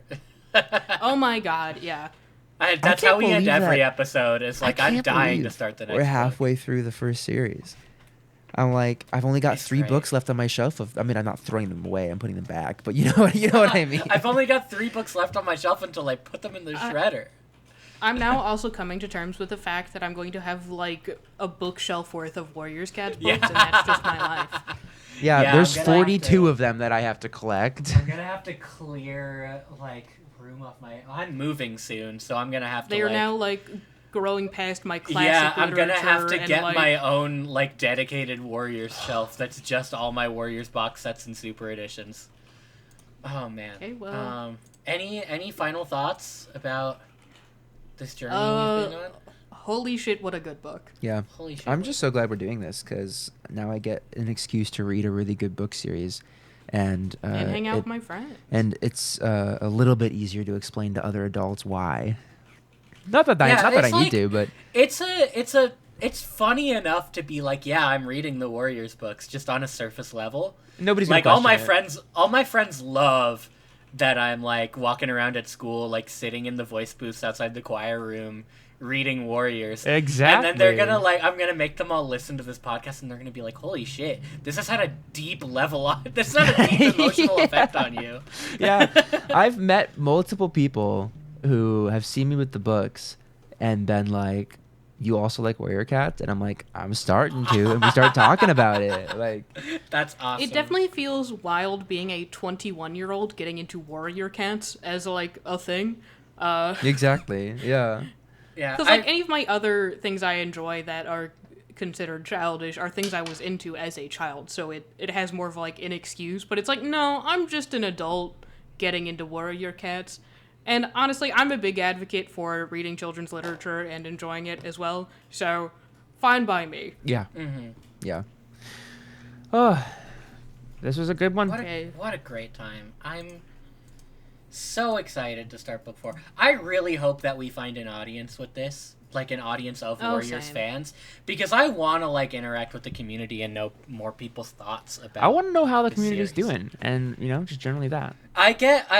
Unlike the now defunct Twitter account due to, it's November, due to recent events. The Twitter account will not be active.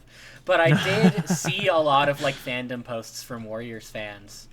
And like just like Yeah, fan it's art still of very characters and people being really excited about plushie drops, and That's awesome. They have so plushies. they have plushies. Oh my yeah. god, wait, you shouldn't have told me. I recently said that my plushie arc is over. Yeah, but I might I did have to too. get- For our Secret Santa, I might have to edit my form and say, actually, buy me Warriors plushies. I might have to put fucking Warriors plushies on my Secret Santa. That's crazy. We do a Secret Santa with each other, everybody. Oh my gosh.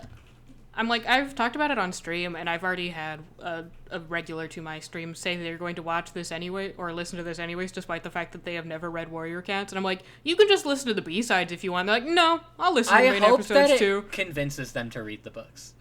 I hope so too, yeah. I'm like, honestly, this would be super fun if people, like, read it before, like, with us and then listen to the episode, and so this is just like a massive book club. Exactly. Like, that would be very cute too. Yeah, send us emails about your thoughts on these books. You know, these episodes are recorded ahead of time, but I'd still love to, like... I'd still love to read it. Yeah, but you know what we please. could end up doing once we, like, have the scheduling and everything a little more down pat and everything, and we're, like, more into the swing of things, like, maybe come January.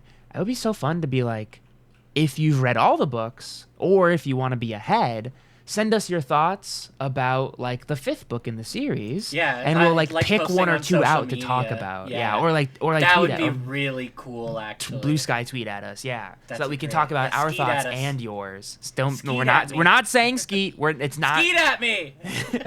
Yeah, I'm like, if you, for some reason, want to read along with us, we are typically, like, we will probably be, like, 2 or 3 books ahead of what is actually releasing, because obviously it takes a while to read, film, and then edit a podcast about a book.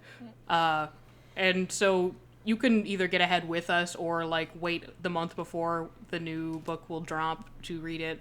But we'd absolutely love if people read along with us. Yeah. It would I feel be like so fun. I feel like there's another universe where we did this in, like, a slightly different format, where it's like half a book or something. But that's so awkward. Yeah. But you could do chapter, but then we'd be reading till the day we died. So This is shout already out going to to take, like, 5 to 6 years. Yeah, shout out to Exactly. like when we were still conceptualizing the podcast, and I was worried. I'm like, is one book gonna be enough for a full episode? Oh yeah, my and God. now we talk for approximately 2.5 hours every time we record. I've been recording for almost 3 hours. Oh, well, we should do plugs. Anything to plug, Jaron? Yeah. I want to plug the album Acapella by Todd Rundgren. Because I have Great been album. listening to the shit out of that album. It's one of the most awesome albums conceptually ever made. Todd It's Rundgren's just, great. like, been my current obsession just the past week. I've just been listening. I want to, like, make choral arrangements of all of these songs, even the ones that feel impossible to do so. It's such a good album. I also stream on Twitch. Follow me, twitch.tv/Jaron D Ratman. I'm on Blue Sky. I'm on TikTok. Same at. Don't try to follow me on Twitter. I'm not on Twitter anymore. And also, follow the podcast. Follow us on Blue Sky. Email us. Tell us what you think. If you've got any, suggestions for how to streamline the show a little bit, or how to get Mitchell to stop eating their mic while we're talking. You didn't stuff have like to that. tell them that. You know I did. That was my secret. Now What- it's our secret. What the Email listeners us. don't know is Reach we out. all have our quote-unquote face cams on, so I can see the clownery that they're up to. And You I see didn't me take flipping my through my ADHD book and meds today. eating Kit Kats and checking my phone obsessively to see if my music history paper's been graded. It still hasn't. Mitchell has spent. What is with me referring to myself in third person this podcast episode? I keep playing with one of 3 shiny metal things on my desk this whole time. This is how we You're find playing out with Mitchell is a scissors. crow. One of them is a Mitchell pair of actually electrical a crow. scissors. One of them is my watch, and one of them is a pair of tweezers. I am a crow. Reach out to us on social media. Reach out to us at our email. It's at warriorspod@gmail.com or at warriorspod on Blue Sky. Or at warriorspod on TikTok if I end up making a TikTok and post some clips. Just reach out to us, interact with us. We'd love to hear from anybody who's listening. Thoughts, comments, insults, I'll screen those. Tell us about all the important things in these books that I forgot to mention. Yeah, Jaron sends me all the insults directly to me. Yeah. Yeah, I'm a streamer, VTuber, and artist. I'm live on Twitch, twitch.tv/a-little-bit-toasty, at least once or twice a week, typically on Monday or Tuesday at noon PST, what the fuck? CST. Forgot I'm where not you are. Pacific time. I did, I forgot. I am now active on Blue Sky and Instagram, at Itty Bitty Toasty. I'm at Itty Bitty Toasty on, like, any social where I'm present, so if you search me and can't find me, I'm not there, unfortunately. I'd really appreciate it if people checked out my Etsy. I just launched a bunch of new products. That is also at Itty Bitty Toasty.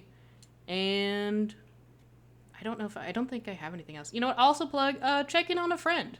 If you haven't reached out to some of your friends in a while, send them something and see how they're doing. That's a really good plug. Good plug. My name again, Mitch Crispi. I don't think we were doing that, were we?